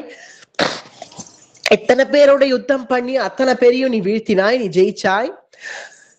தேவாசுர யுத்தத்துல அசுரர்கள் எல்லாம் கூட ஜெயிச்சியேப்பா. அப்படி சிவபெருமானோட சண்டை போட்டு பாசுபதாஸ்திரம் வாங்கினியே. எல்லாரும் தபஸ் பண்ணி தானே பாசுபதாஸ்திரம் வாங்குவா. அந்த சிவபெருமானோட சண்டையே போட்டியே நீ, யுத்தம் பண்ணில பாசுபதாஸ்திரம் வாங்கின. அத்தகைய மகத்தான காரியங்கள் எல்லாம் பண்ணி அத்தகைய கீர்த்தி எல்லாம் சம்பாதிச்சு உன் கீர்த்தி போறத நீ விரும்புறியா? அர்ஜுனன் அப்படின்னாலே ஒரு இமேஜ் இருக்கு. எதிராளிகள் எல்லாரும் அர்ஜுனன்னா இப்படி அப்படின்னு உன மனசுல நினைச்சு வச்சுட்டு இருக்கா, கர்ணன் உள்பட. அப்படி போனாலும் அர்ஜுனன் கையால போகணும் அப்படின்னு உன எவ்வளவு பெருமையா எல்லாரும் வச்சுட்டு இருக்கா. அத்தகைய நீ அகீர்த்திய சம்பாதிச்சுக்க போறப்போ அது பெரிய பாப காரியமா வேற போய் முடியும். எதனால பாப காரியம்ங்கிறத நான் சொல்றேன். கிருஷ்ணன் சொல்றான், ஸ்வஜனங்கள் ஸ்வஜனங்கள் ஸ்வஜனங்கள்னு சொன்னியே, நம்ம ஜனம் பா ஸ்வஜனங்கள். இந்த ஸ்வஜனங்கள் அழிக்கலாமா அப்படின்னு கேட்டியே அர்ஜுனா. உன்னுடைய பிரஜைகள் உனக்கு ஸ்வஜனங்கள் இல்லையா? உன்னுடைய தேசத்துல உன்னுடைய பிரஜைகள் உன்னுடைய ஸ்வஜனங்கள் இல்ல? இங்க எதிரில இருக்கிற பீஷ்மர் துரோணர் கிருப்பர் மட்டும்தான் உன்னுடைய ஸ்வஜனங்களா? இங்க எதிரில இருக்கிற துரியோதனாதிகள் தான் உன்னுடைய பந்துக்களா? உன்னுடைய பிரஜைகள் உனக்கு ஸ்வஜனங்கள் இல்லையா? உன்னுடைய பிரஜைகள் அன்னைக்கு நீ வனவாசத்துக்கு கிளம்பி போர்ச்ச என்ன அழுதார்கள். நம்முடைய அரசன் கிளம்புறானே, நம்முடைய அரசன் கிளம்புறானேன்னு யுதிஷ்டிரன் வெளியில கிளம்புறச்சே பிரஜைகள் எல்லாம் அழுதாளே. இனி எங்களுக்கு நாதியத்து போயிட்டோமே, ஒரு அரசன் இல்லையே, நல்ல அரசன் இல்லையே எங்களை வழி நடத்தன்னு அழுதாளே. அவர்கள்லாம் உன்னுடைய ஸ்வஜனங்கள் இல்லையா? அவர்களுக்கெல்லாம் ஏன் பாபம் பண்ற? ஹித்வா பாபவாப்ஸ்யசி, அவர்களுக்கு பாபம் பண்ணாத. ஒரு க்ஷத்ரியனுடைய கடமை தன்னுடைய ஸ்வஜனங்கள்ங்கிறத யோசிக்கிறத விட்டுட்டு தன்னுடைய பிரஜைகளை ரட்சிக்கிறது. உன்னுடைய பிரஜைகள் உன்னுடைய ஸ்வஜனங்கள். இங்க எதிரில இருக்கிறவர்கள் எல்லாம் உன்னுடைய எதிரிகள், துரோகிகள், பீஷ்மர் துரோணர் உள்பட அவர்கள்லாம் உன் எதிரிகள்னு பாரு. உன்னுடைய பிரஜைகள் அங்க உனக்காக காத்துட்டு இருக்கா இல்லையா? 13 வருஷம் ஆயிடுத்து, எப்படியாவது நம்மளுடைய அரசன் திரும்பி வருவான்னு காத்துட்டு இருக்காளே, அவர்கள் தான் ஸ்வஜனங்கள். அவர்களை ரட்சிக்கிறதுக்கு புறப்படு. பாபவாப்ஸ்யசி, பாபத்தை சம்பாதிச்சுக்காத, அகீர்த்திய சம்பாதிக்காத. அகீர்த்திம் சாபி பூதானி, இந்த அகீர்த்திங்கிறது லோகம் இருக்கிற வரைக்கும் அர்ஜுனன் யுத்தத்துக்கு பயந்து ஓடினான் அப்படின்னு இருக்குமே தவிர, இவர்கள் மேல கிருபைனால விட்டுட்டான்னா என்ன கிருப்பங்கிற? தப்பு பண்ணவன் மேல என்னடா கிருப்பை? அவன் உன்னுடைய ஸ்வஜனமாவே இருக்கட்டுமே. அப்ப நீ சரியான நீதிபதி தானா பாரு அர்ஜுனா. ஒரு நீதிபதி, இவர்கள்லாம் ஏன் ஸ்வஜனங்கள், இவர்கள்லாம் ஏன் பந்துக்கள், இவாளுக்கெல்லாம் நான் தண்டனை கொடுக்க மாட்டேன்னு ஒரு நீதிபதி உட்காரலாமா? உட்கார முடியாது. அப்படி நீ இப்போ ஒரு நீதிபதிங்கிற ஸ்தானத்துல நீ நிக்கிறாய், தர்மத்துக்காக போராட வந்திருக்காய். அப்படி இருக்கக்கூடிய நீ அகீர்த்திய சம்பாதிச்சுண்டாவது ஓடாத. அகீர்த்திம் சாபி பூதானி கதையிஷ்யந்தி தே வ்யயாகா, அகீர்த்திக்கு பயந்தாவது உட்கார எழுந்துப்பானோங்கிற ஒரு இதுல பேசுறான் பகவான். அகீர்த்தின்னு சொல்லிட்டா க்ஷத்ரியர்கள் எழுந்துப்பாளே அப்படிங்கிற ஒரு காரணத்தினால சொல்றான். மேலும் உனக்கு பயம் நினைச்சுப்பா எல்லாரும். 35வது ஸ்லோகம் இதுல சொல்றான், பயா திரடாது பரதம் அப்படின்னு ரணபூமியை பார்த்து அப்படியே அர்ஜுனன் நடுங்கிட்டான் அப்படின்னு நினைக்க மாட்டாளா எல்லாரும்? மன்ஸ்யந்தே த்வாம் மகாரதாக, நீயோ மகாரதனாச்சே, நீ போய் இப்படி பயந்து ஓடினேன்னு இருக்கலாமா? ஏஷாம் சத்வம் பகுமதோ பூத்வா யாஸ்யசி லாகவம். ஆனால் நீ பயந்து ஓடினேன்னு இருக்க வேண்டாமே அர்ஜுனா. என்னுடைய ஆசை நான் சொல்றேன். அப்புறம் நீ பயந்துட்ட அப்படின்னு நினைச்சுண்டு எல்லாரும் உனக்கு உன்னுடைய கண்ணியமே போயிடும்டா. இத்தனை நாட்கள் அர்ஜுனன் அப்படின்னு நீ காப்பாத்தி வச்ச அந்த கண்ணியமே போயிடுமே. இவர்களை விடு, இவர்கள் நீ பயந்துட்டேன்னு நினைச்சுப்பா, என்ன வேணா நினைச்சுப்பா, அதெல்லாம் விடு. ஆனா உன்னுடைய ஸ்வஜனங்கள்னு சொன்ன உன்னுடைய உண்மையான ஸ்வஜனங்கள், உன்னுடைய பிரஜைகள், அவர்கள்லாம் அர்ஜுனன் நம்மளை காப்பாத்துவான் அப்படின்னு உன்னை நம்பின்னு அங்க உட்காந்துருக்கா இல்லையா? உன் தேசத்துல யுத்தம் பண்ணி எப்படியாவது ராஜ்யத்தை மீட்டு நம் அரசன் நம்மளை வாழ வைப்பான் அப்படிங்கிற ஒரு நம்பிக்கை உன் மேல பிரஜைகள் வச்சுட்டு இருந்தா இல்லையா? அவளுக்கு அப்புறம் கண்ணியமே போயிடும். அவ மத்தியில உன்னுடைய கண்ணியம் போறதுக்கு நீயே விரும்புறியா? அதனாலதான் சொல்றேன், யுத்தம் பண்ணு. யுத்தம் பண்ணாம இருக்காத, பண்ணு அப்படின்னு இந்த 35வது ஸ்லோகம் வரைக்கும் தன்னுடைய யுத்தம் பண்ணுன்னு அதுல பிரேரணை பண்ணி தன் கடமையை செய்யினே எழுப்புறான். அதற்கு பிறகு 36வது ஸ்லோகத்துல என்ன வருது? உன்னுடைய எதிரிகள்லாம் உன்னை நிந்திப்பார்கள் அப்படின்னு அவர்கள்லாம் நிந்திக்கிறதுக்கும் பாரு. உன் பாப காரியம் உன்னுடைய பிரஜைகளுக்காக பண்ணாத, உன் பிரஜைகள் மத்தியில நீ கீர்த்தியோட இருக்கணும், அகீர்த்திய சம்பாதிச்சுக்காத, பிரஜைகளை நீ ரட்சிக்கணும், பிரஜைகள் மத்தியில உன் கண்ணியத்தை விட்டுடாத, இப்படி எல்லாம் சொல்லிட்டு வந்து அதற்கு பிறகு உன்னுடைய எதிரிகள் உன்னை நிந்திப்பார்கள். நிந்தந்தஸ்வ சமார்த்தியம் ததோ கோ கோ துக்கதரம் நுக்கிம் நுக்கிம் கிம்னு முடியறது. அத்தகைய துக்கத்தை நீ விரும்புகிறாயா சொல்லு அப்படின்னு முடியறது. அதை விட துக்கம் வேற என்ன இருக்கு? உன்னுடைய எதிரிகள் உன்னை நிந்திப்பா. அது தன் கடமையை விட்டுட்டு அர்ஜுனன் போயிட்டான் அப்படின்னு உன் எதிரிகள் உன்னை நிந்திப்பா. பயத்தினால ஓடிட்டான். துரியோதனாதிகள்லாம் என்ன சொல்லுவா? பீஷ்ம துரோணாதிகள் பார் தன் கடமையை கூட விட்டுட்டு அர்ஜுனன் இப்படி ஓடிட்டானேன்னு நினைப்பா. ஏன்னா அவளுக்கு இன்னமும் உன் மேல ஒரு வாத்சல்யம் இருக்கு, அதனால அப்படி நினைப்பா. அந்த துரியோதனாதிகள், இந்த கர்ணாதிகள், இவர்கள்லாம் என்ன நினைப்பா? அப்படி உன்னை பார்த்து கேளனம் பண்ணி கடன்னு சிரிப்பா. ஓடிட்டான் பத்தியா அர்ஜுனனா, ஓடு பயல அப்படின்னு சிரிப்பா. திருதராஷ்டிரன் மாதிரி இருக்கிற அஞ்ஞானிகள் அப்பாட ஓடினானா அர்ஜுனன் சந்தோஷம்னு உட்காருவா. அப்படி நிந்திக்கப்படுவாய் நீ, ஜாக்கிரதை அப்படின்னு இங்க ஜாக்கிரதைப்படுத்துறான். அத்தகைய நிந்த உனக்கு தேவையா? நிந்தந்தஸ்வ சாமர்த்தியம் ததோ துக்கதரம் நுக்கிம். அத்தகைய துக்கம் உனக்கு வேணுமா? இதெல்லாம் உனக்கு அப்படின்னு ஒரு கிம் கிம்னு முடியறது தான். கிம்னா வேணுமா, இது செய்யணுமா இப்படி அப்படின்னு ஒரு கொஸ்டின் மார்க் மாதிரி அப்படி முடியறது இந்த 36வது ஸ்லோகம். நிந்தைக்கெல்லாம் பலி போயிடாத அர்ஜுனா, எழுந்து வந்து உன் கடமையை பண்ணு. மத்தவாளுக்காகவாது யோசி. நீ எப்ப வந்து மத்தவாளுக்காக, பீஷ்மருக்காக, துரோணருக்காக நீ யோசிக்கிறியே, ஆனா உன்னுடைய பிரஜைகளுக்காக நீ உண்மையா யோசிக்கணும் அப்படிங்கிறத சொல்லி அடுத்தது இருக்கிறது எப்போதும் இருக்கும், இருந்தா இங்க இருக்கும், போனா ஸ்வர்க்கத்துக்கு போறா, அத அப்ப பாத்துக்கலாம் அப்படின்னு பார்த்தா உத்திஷ்ட அப்படின்னு அமையறது 37வது ஸ்லோகம். ஹதோவா பிராப்ஸ்யசி ஸ்வர்க்கம் ஜித்வா வா போக்ஷ்யசே மஹீம் தஸ்மாத் உத்திஷ்ட கௌந்தேய யுத்தாய கிருத நிச்சயஹ. ஹதோவா, அதாவது போயிட்டான்னா ஸ்வர்க்கத்துக்கு போட்டோம், இருந்தான்னா பூமியில இருக்கட்டும். ஹதோவா பிராப்ஸ்யசி ஸ்வர்க்கம், அதாவது ஹதோவா போயிட்டானா ஸ்வர்க்கத்துக்கு போயிட்டோம். பிராப்ஸ்யசி ஸ்வர்க்கம் ஜித்வா வா போக்ஷ்யசே மஹீம், இது உயிரோட இருந்தா போக்ஷ்யசே மஹீம் இங்க இருக்கட்டும், சந்தோஷமா பூமியில இருக்கட்டும். ஆனா நான் என்ன பண்ணணும்? தஸ்மாத், அதனால உத்திஷ்ட கௌந்தேயா, கௌந்தேயா குந்தி புத்ரா எழுந்துரு. தஸ்மாத் உத்திஷ்ட கௌந்தேயா, உத்திஷ்டன்னு எழுந்துரு. அடிக்கடி எல்லா ஸ்லோகத்திலயும் அடிக்கடி இந்த ஸ்லோகத்துல உத்திஷ்டன்னு வரும். நான் அவன் கவலையில உட்காண்டதுனால எழுந்துருன்னு எழுப்புறான் பகவான். தஸ்மாத் உத்திஷ்ட கௌந்தேயா. சரி எழுந்து என்ன பண்றது கிருஷ்ணா? எழுந்துக்கிறேன். எழுந்து போயிடலாமா அப்படின்னா, யுத்தாய கிருத நிச்சயஹா, யுத்தம் பண்ணாம உன்னை நான் போக விடுறதாக இல்ல. யுத்தாய கிருத நிச்சயஹா, எழுந்து யுத்தம் பண்ணு, கடமையை பண்ணு, யுத்தத்தை பண்ணு. சுக துக்கே சமே கிருத்வா லாபா லாபௌ ஜயா ஜயௌ. அழகான ஸ்லோகம் 38.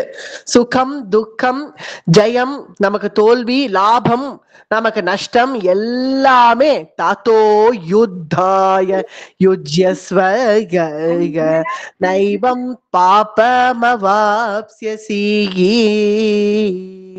சுக துக்கே சமே கிருத்வா, சுகம் துக்கம் எல்லாம் சமமா பாரு அர்ஜுனா.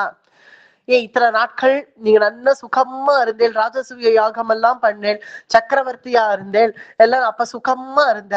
அப்புறம் வனவாசத்துக்கு வந்தாச்சு, துக்கம், இங்க பார்த்தாலும் துக்கம். நான் கூட வந்து கேட்டேனே, வனவாசத்துல இவ்வளவு கஷ்டப்படுறேன்னு கேட்டேன். உன்னுடைய அண்ணா தர்மபுத்திரர் என்ன சொன்னார்? அங்கதான் இருக்கட்டும், இங்கதான் இருக்கட்டும், எல்லாம் எனக்கு சமம்னு சொன்னாரா இல்லையா?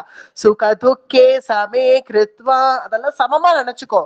லாபா லாபௌ ஜயா ஜயௌ, லாபம் அலாபம், ஜெயம் நஷ்டம் எல்லாம் சமமா பார்க்க கத்துக்கோ. இன்னைக்கு நீ இருக்கிறது எவ்வளவு சத்தியமோ அவ்வளவு சத்தியம் நாளைக்கு போக போறது இந்த தேகம்ங்கிறது. அதை புரிஞ்சுட்டு எல்லாத்தையும் சமமா பாரு. சுக துக்கே சமே கிருத்வா லாபா லாபௌ ஜயா ஜயௌ ததோ யுத்தாய யுஜ்யஸ்வ. அதனால சரி சமமா பாக்குறேன், சுகம் துக்கம் லாபம் எல்லாம், அவமானம் மானம் எல்லாம் சமமா பாக்குறேன். இப்ப நான் என்ன பண்ணணும்? தாத்தோ யுத்தாய, யுத்தம் பண்ணு, உன் கடமை அதுதான். இப்ப நீ பண்ண வேண்டியது அதுதான். இப்ப நீ அடுத்த பண்ண வேண்டியது அனுஷ்டானமா இருந்தா அதுக்கு ஒரு கீத உபதேசம் பண்ணி அடுத்த அனுஷ்டானம் பண்ணுன்னு எழுப்பலாம். இப்ப அவன் பண்ண வேண்டிய கடமை யுத்தமா இருக்கிறதுனால எல்லாம் சமமா பாரு. அழிவு பிறப்பு இதுவும் சமம் தான். பிறப்பு இறப்பு இதுவும் சமமா பார்க்க நீ கத்துட்டேனா தாத்தோ யுத்தாய யுஜ்யஸ்வ யுத்தத்தை நீ எழுதி இப்ப பண்ணிடுவ. பாப்பம்னு எல்லாம் நினைக்க மாட்டேன். நைவம் பாபமவாப்ஸ்யசி. அதனால எழுந்துரு அப்படின்னு பார்த்தா அப்பவும் எழுந்துக்கல இல்லையா? இவ்வளவு தூரம் எழுந்துருன்னு பகவான் சொல்றான். ஆனா எழுந்துக்கல. ஏஷா தே பிஹிதா சாங்கே புத்தி யோகே த்விமாம் ஸ்ருணோகோ. ஸ்ருணுன்னா கேளுன்னு அர்த்தம். சரி, இத்தனை நேரம் சாங்கிய யோகம் கேட்டுட்ட, உன்னுடைய ஸ்வபாவம் என்னன்னு நான் சொல்லிட்டேன். உன் ஸ்வபாவம் யுத்தம் தான் சொல்லி பார்த்துட்டான் கிருஷ்ணன். எழுந்துரு நீ யுத்தம் பண்ணுன்னு சொல்லி பார்த்துட்டான். அவன் கேட்கறதாக தெரியல. இன்னும் மேற்கொண்டு இன்னும் பலவேறு யோகங்களை உனக்கு உபதேசம் பண்றேன், அதை கேளு அப்படிங்கிறான். புத்தியா யுக்தோ யயா பார்த்தா கர்ம பந்தம் பிரகாஸ்யசி. சரி, கர்மா பத்தி சொல்றேன், அதை கேளு. ஸ்ருணுன்னா கேளு. கர்மயோகத்தை பத்தி சொல்றேன், கேள். சரி, ஏன்னா நான் எப்போ ஆத்ம வித்தியை உபதேசம் பண்ணி நீ புரிஞ்சுக்கலையோ, உன்னுடைய ஸ்வபாவத்துக்கு நீ திரும்புன்னு சொல்லியும் நீ அதை கேட்கறதா இல்லையோ, இனி அடுத்தது உனக்கு சில கர்மயோகங்களை உபதேசம் பண்ண வேண்டிதான். அடுத்தது கர்மயோகம் அப்படின்னு எடுத்தாலேயே ஸ்வல்பம் ஒரு சின்னதா எதையாவது ஒரு தர்ம காரியம் பண்ணா கூட எனக்கு யாரு போட்டோ எடுக்கிறா, யாரு வீடியோ எடுக்கிறா அப்படின்னு பாக்குறவனுக்கு இது புரியாது. கர்மயோகம் நம்மளுடைய நித்திய கர்மானுஷ்டானம். அது ஏன் கர்ம யோகம்னு சொல்றோம்? கர்மாங்கிறது நம்ம அன்றாட வாழ்வுல நம்ம செய்யக்கூடியது கர்மா அப்படின்னு சொன்னாலுமே அது கர்ம யோகம்னு சொல்லுவானே. அது கர்மயோகம் நீ ஏன் சொல்றோம்னு அது காரணம் இதுதான். நம்ம ஏதாவது ஒரு சின்னதா ஒரு காரியம் பண்ணா கூட யாராவது அங்க போட்டோ எடுக்கிறாளா வீடியோ எடுக்கிறாளான்னு அதை பார்த்துட்டு இருப்போம்.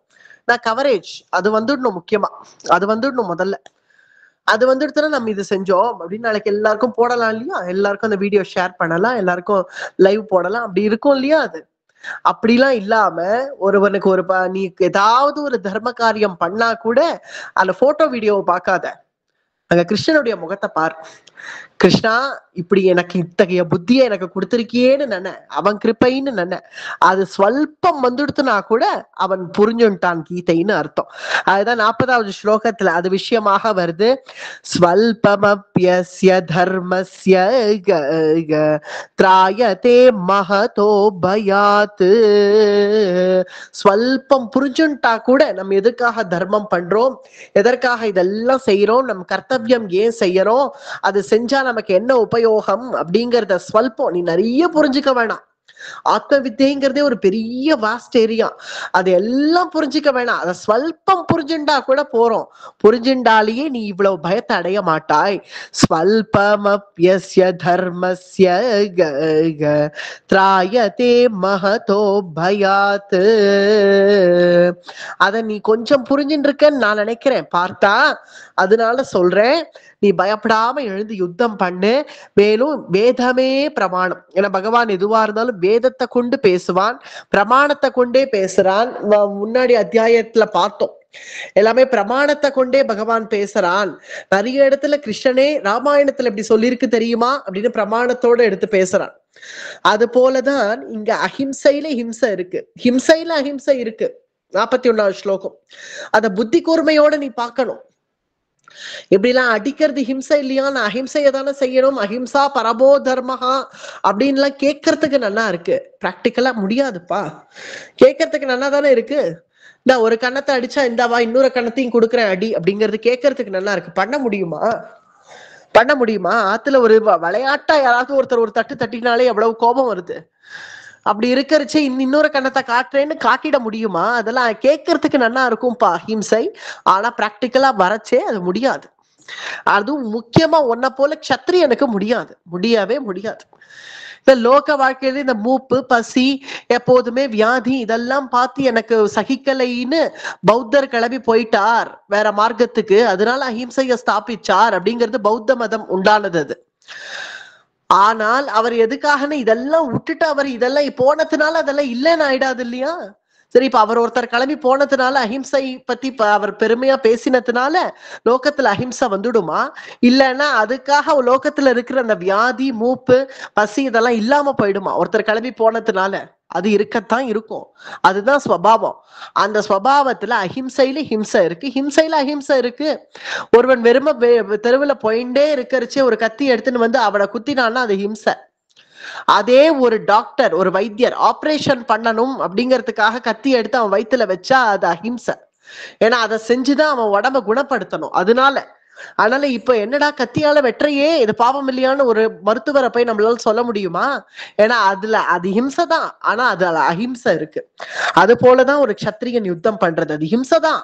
பார்த்தா ஹிம்சையாதான் தெரியும். எல்லாரும் அலறார்கள், எல்லாரும் துடிக்கிறார்கள், போறார்கள். ஆனா எதுக்காக? ஸ்வஜனங்கள்னு சொன்னியே, அந்த பிரஜைகளுக்காக, அந்த பிரஜைகளுடைய க்ஷேமத்துக்காக அப்படின்னு எப்போ ஒரு க்ஷத்ரியன் ஆயுதத்தை கையில எடுக்கிறானோ அத்தகைய க்ஷத்ரியனுக்கு அந்த ஹிம்சையே அஹிம்சையாக மாறிடுறது.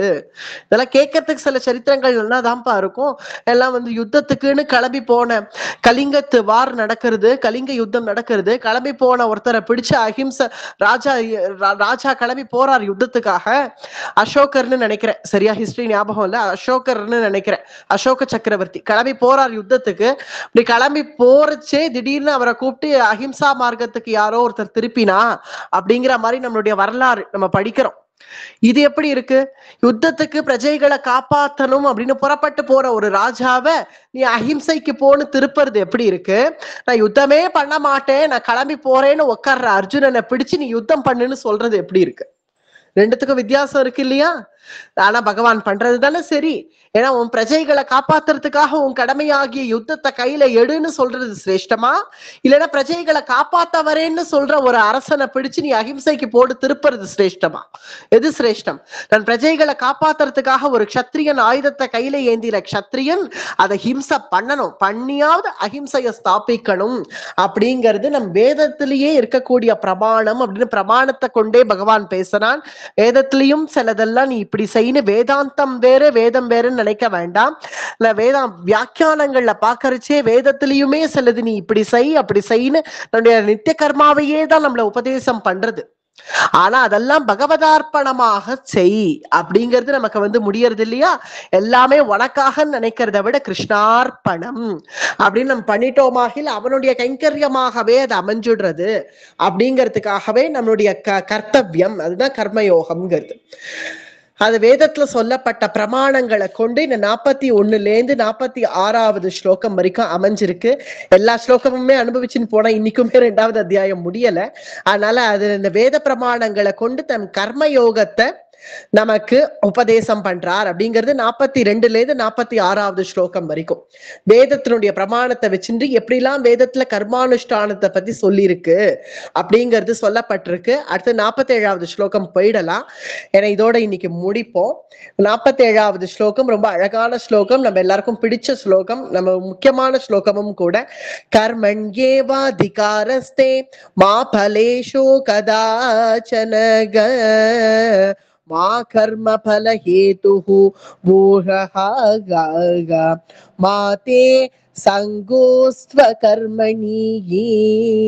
இப்ப கர்மா பத்தி பேச ஆரம்பிச்சதுனால கர்மண்யேவா திகாரஸ்தே, கர்மத்துக்கு தான் நீ அதிகாரி, கர்மயோகம் பண்றதுக்கு தான் நீ அதிகாரி. கர்மண்யேவா திகாரஸ்தே யாரை பார்த்து சொல்றான் பகவான்? இது அர்ஜுனனை பார்த்து. அர்ஜுனன் யாரு? நரநாராயணர்கள்ல நரஸ்வரூபமே. அத்தகைய நராவதாரமா இருக்கக்கூடிய அர்ஜுனனை, கௌந்தேயனா இருக்கக்கூடிய அர்ஜுனன், தனக்கு ரொம்ப பிரியமான அர்ஜுனன், தன் உயிரை வச்சிருக்கான அர்ஜுனன் மேல பகவான். அத்தகைய அர்ஜுனன், அந்த அர்ஜுனனை பார்த்து, கிருஷ்ணனுடைய சகா, அந்த அர்ஜுனனை பார்த்து சொல்றான், நீ கர்மாக்கு தான் அதிகாரி, நீ வேற மார்க்கத்துக்கு நீ அதிகாரி இல்ல. கர்மண்யேவா அதிகாரஸ்தே, ஏனால் அது அவனுடைய ஸ்வபாவமா இருக்கிறதுனால. ஸ்வபாவம் மாறாத வரைக்கும் நம் மார்க்கம் மாறி போகக்கூடாது. உன்னுடைய ஸ்வபாவம் இதுவாக இருக்கிறதுனால நீ கர்மாக்கு தான் நீ அதிகாரி. கர்மண்யேவாதிகாரஸ்தே. அர்ஜுனனுக்கே இந்த நிலைமைனா நம்மளுக்கு எல்லாம் எந்த நிலைமை? நம்மளும் கர்மாக்கு தான் அதிகாரி பெரும்பாலும் எல்லாருமே. கர்மண்யேவாதிகாரஸ்தே மா பலேஷு கதாச்சனக. மா பலேஷு, பலனை பத்தி நீ யோசிச்சுட்டு இருக்காத. இது பண்ணா இதுக்கு என்ன பலன், இது பண்ணா என்ன பலன், சரி இத நான் செய்யறேன், இதனால எனக்கு என்ன லாபம் அப்படின்னு யோசிச்சுட்டு இருக்காத. மா பலேஷு கதாச்சன. என்ன பலன் தானே வரும் உனக்கு. இப்ப நம்ம மகாபாரதம் ஆரம்பிக்கிறச்சேவே இதுக்கு என்ன பலஸ்ருதி அப்படின்னு நம்ம கேட்டுட்டு ஆரம்பிக்கல இல்லையா? பலஸ்ருதிங்கிறது இதெல்லாம் உனக்கு வரும்னு கடைசி நாள் பிரவச்சனத்துலதான் கடைசியிலதான் பலஸ்ருதிங்கிறது வருது. ஆனால் எவ்வளவு நம்ம ஆசையா இப்படி கேட்க ஆரம்பிச்சோமோ மகாபாரதம், அதுதான் கர்மண்யேவாதிகாரஸ்தே மா பலேஷு. பலத்தை உத்தேசிச்சு நம்ம பண்ண இதனால இது பலன், இதனால இது பலன், இதனால அது பலன்னு யோசிச்சுட்டு இருந்தா பலன்லதான் உத்தேசம் இருக்குமே தவிர நம்ம பண்ண வேண்டிய கர்த்தவியத்தை நம்ம சரியா செய்ய மாட்டோம். அதனாலதான் இந்த ஸ்லோகம். அதுக்குன்னு பலனே எதிர்பார்க்காத ஃப்ரீ சர்வீஸ் பண்ணுன்னு இங்க அர்த்தம் இல்ல. யார் யாருக்கெல்லாம் வராளோ யார் யாருக்கெல்லாம் வந்து ஏராளமா தானம் பண்ணு, தனக்கு மிஞ்சி தான தர்மம் எல்லாம் பண்ணிடு, நீ ஓட்டாண்டியா உட்காருன்னு இங்க அர்த்தம் இல்ல.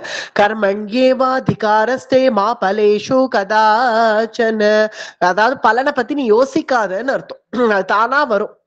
இதுக்கு இது செஞ்சா இது என்ன அப்படிங்கிறத யோசிக்காம உன்னுடைய டே டு டே ரொட்டீன்ஸை நீ செஞ்சுட்டே வந்தியாகில் அது கடைசியில என்ன பலனை உனக்கு கொடுக்குமோ அது தானா கொடுத்துடும். அம்பரீஷன் போல. அம்பரீஷன்கிறது ராஜா அரசன்கிறச்சு அவன் எவ்வளவு ராஜபோக்கியத்தோட அவன் இருப்பான், எவ்வளவு ராஜபோகங்களை அனுபவிச்சுட்டு இருப்பான். ஆனாலும் அந்த ராஜா அம்பரீஷன் இத பத்தி எல்லாம் யோசிக்காம அவனுக்கு லட்சியம் எதுன்னு பார்த்தேன்னா ஆலய வழிபாடு. காலமே ஆனா ஆலயத்துக்கு போயிடுவான், ஆலய வழிபாடு பண்ணுவான். அப்படி இருக்கிற அந்த ராஜாவுக்கு பகவான் பலனாக என்னெல்லாம் கொடுத்தான்? ராஜ்யத்தையே கொடுத்திருக்கான், பரிஜனங்களை கொடுத்திருக்கான், அனுகூலமான பத்தினியை கொடுத்திருக்கான், புத்திரர்களை கொடுத்திருக்கான்.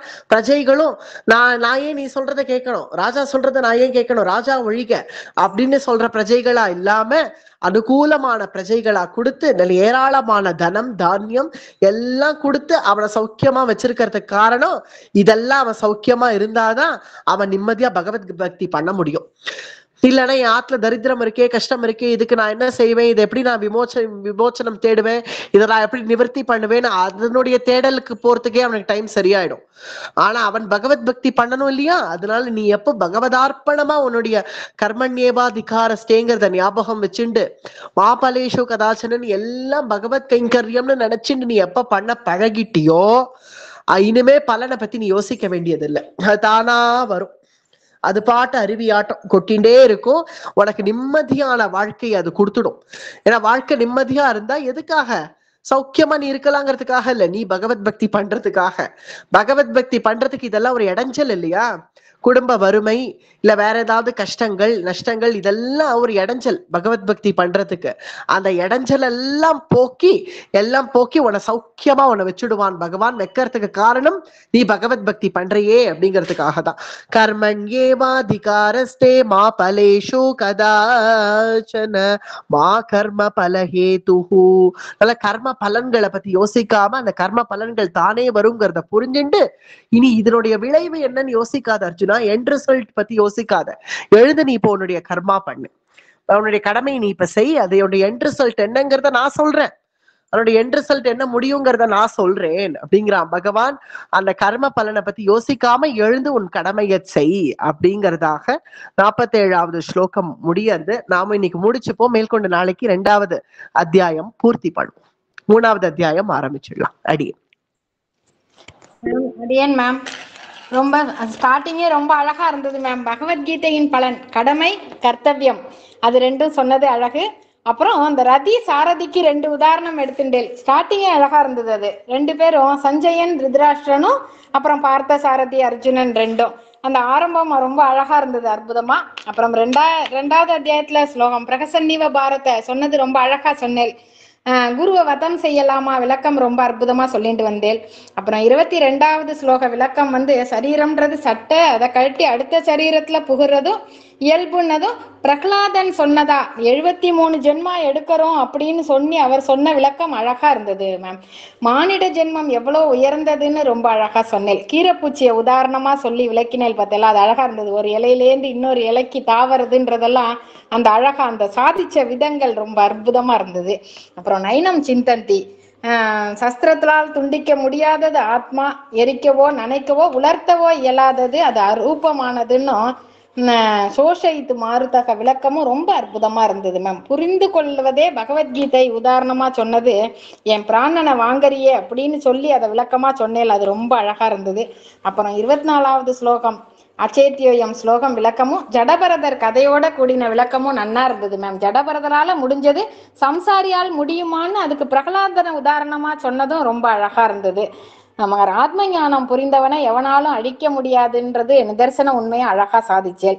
அப்புறம் 3 பேர் சொல்லியிருக்கேன், ஜடபரதர், ரிஷபயோகி, பிரகலாதன். நீங்க சொன்ன உதாரணங்கள் எங்களுக்கு எப்பவும் இந்த ஸ்லோகம் கேட்டாலும் மனசுல நிற்கும்.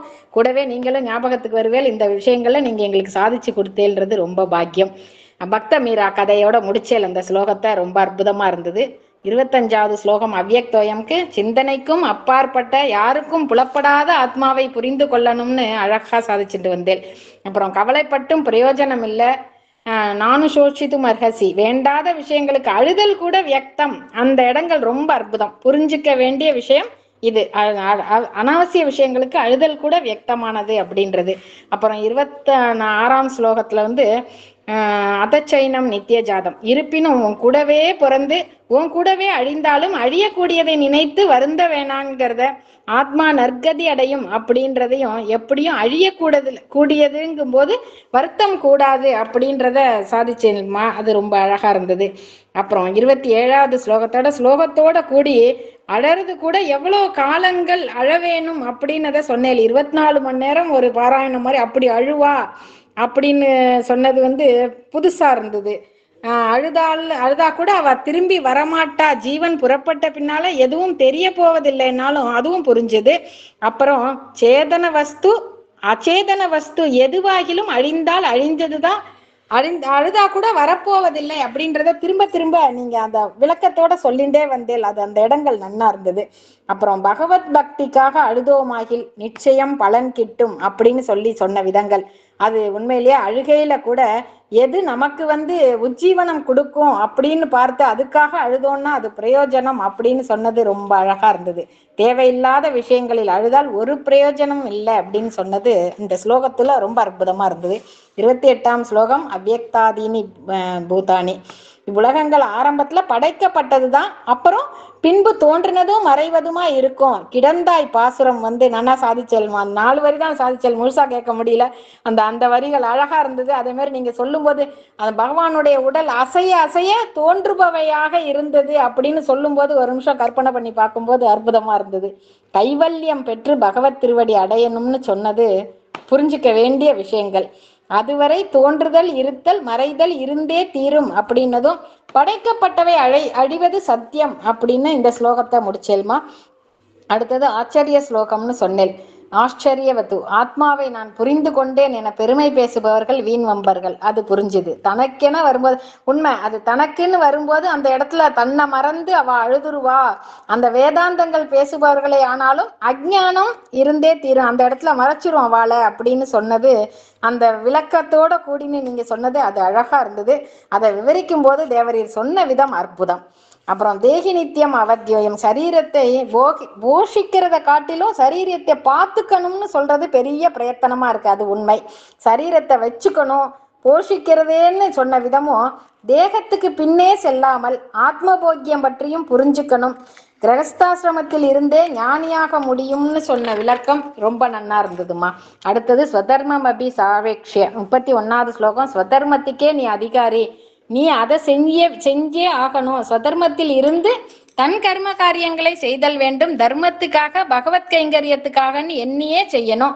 ராஜ்யத்துக்காகன்னு எண்ணுதல் மடமை, தர்மத்துக்காகனே நினைச்சு பண்ணணும்னதும் அதி அழகு. க்ஷத்ரிய தர்மத்தை தைரியமா செய் என்பதே இந்த ஸ்லோகமா. இந்த ஸ்லோகத்துல இதுதான் நீங்க லாஸ்டா சொல்லிட்டு இருந்தேன். அடுத்தது எத்ருச்சையா சோபபன்னம். பார்த்தா நீ சத்திரியன், உன் சுவாவத்துக்கு நீ திரும்பி ஆயுதங்களை கையில எடுனதும், வீரஸ்வர்க்கம் காத்துருக்கும் யுத்தத்தை யாகமா செய்தாள்னதும் ரொம்ப அழகா இருந்ததுமா. யுத்தத்தில் மடிபவர்களுக்கு ஸ்வர்க்கத்வாரங்கள் காத்துருக்கும், அந்த விளக்கம் அருமையா இருந்தது நீங்க சாதிக்கும் போது. ஆனா அந்த எல்லாத்தையும் தாண்டி ஒரு விஷயங்கள் ரொம்ப மனசை தொட்டது. என்னன்னா, பிரதிஜை செய்வார்கள்னு சொன்னது அற்புதமா.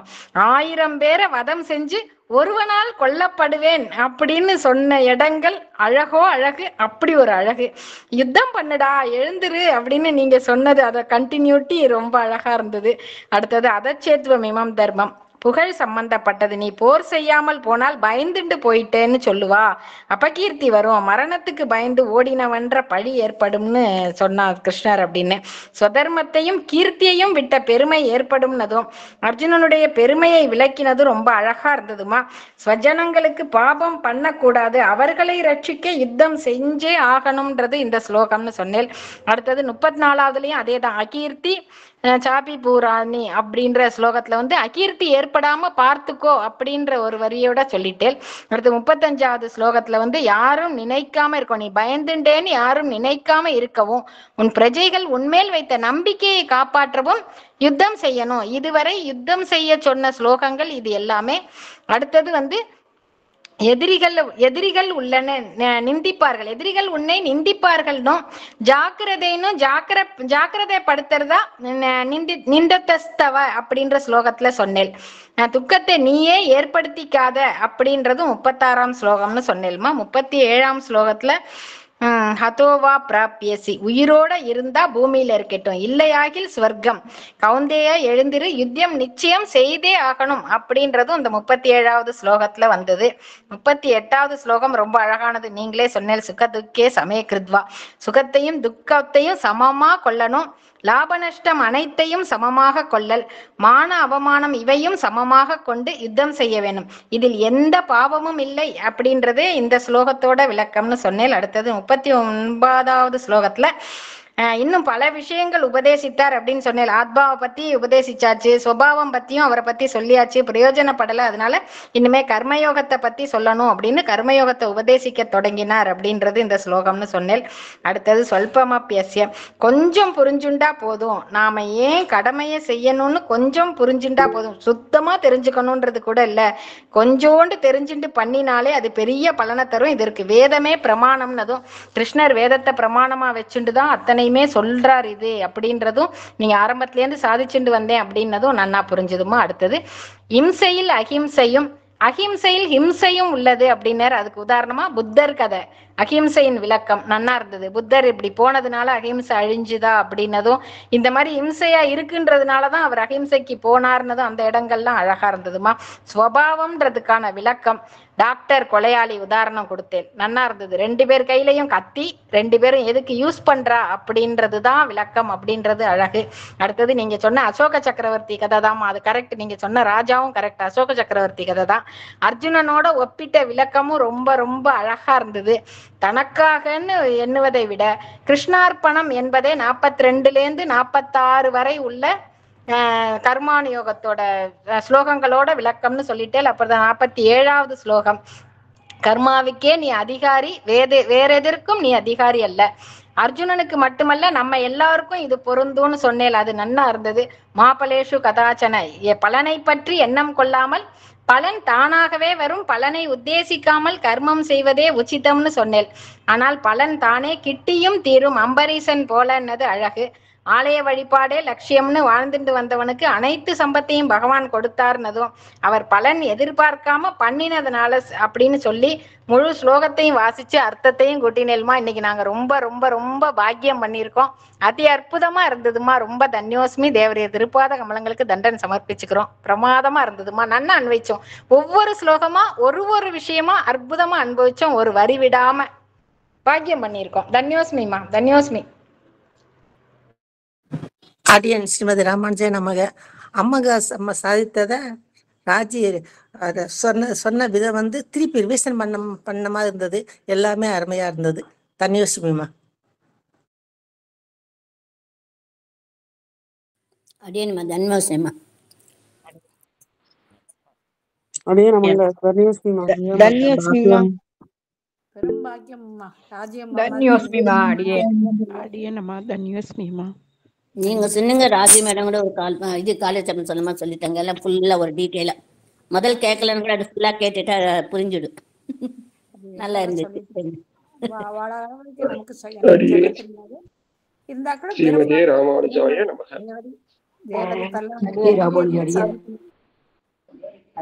அடியன்மா பாக்கியமா ரொம்ப ரொம்ப பாக்கியம் பண்ணிருக்கோம்மா. அடியன்மா தன்யோஸ்மிமா ரொம்ப நல்லா சாதிச்சிங்க அடியன் தன்யஸ்ரீ மேடம். அடியேன்மா அடியேன் அருமை அருமைமா. ஸ்ரீமதே ராமானுஜாய நமக. அடியேனம்மா மகாபாக்கியம். ஸ்ரீமதே ராமானுஜாய தன்யோஸ்மி ஒரு கீதையில உள்ள ஒவ்வொரு ஸ்லோகத்துக்கும் தனித்தனியா எடுத்து அர்த்தம் சொன்னேன். ரொம்ப ரொம்ப நாங்கெல்லாம் பாக்கியவான்கள் உங்ககிட்ட கேட்கறதுக்கு, அடியன் சிரவணம் பண்ணதுக்கு. அடியன்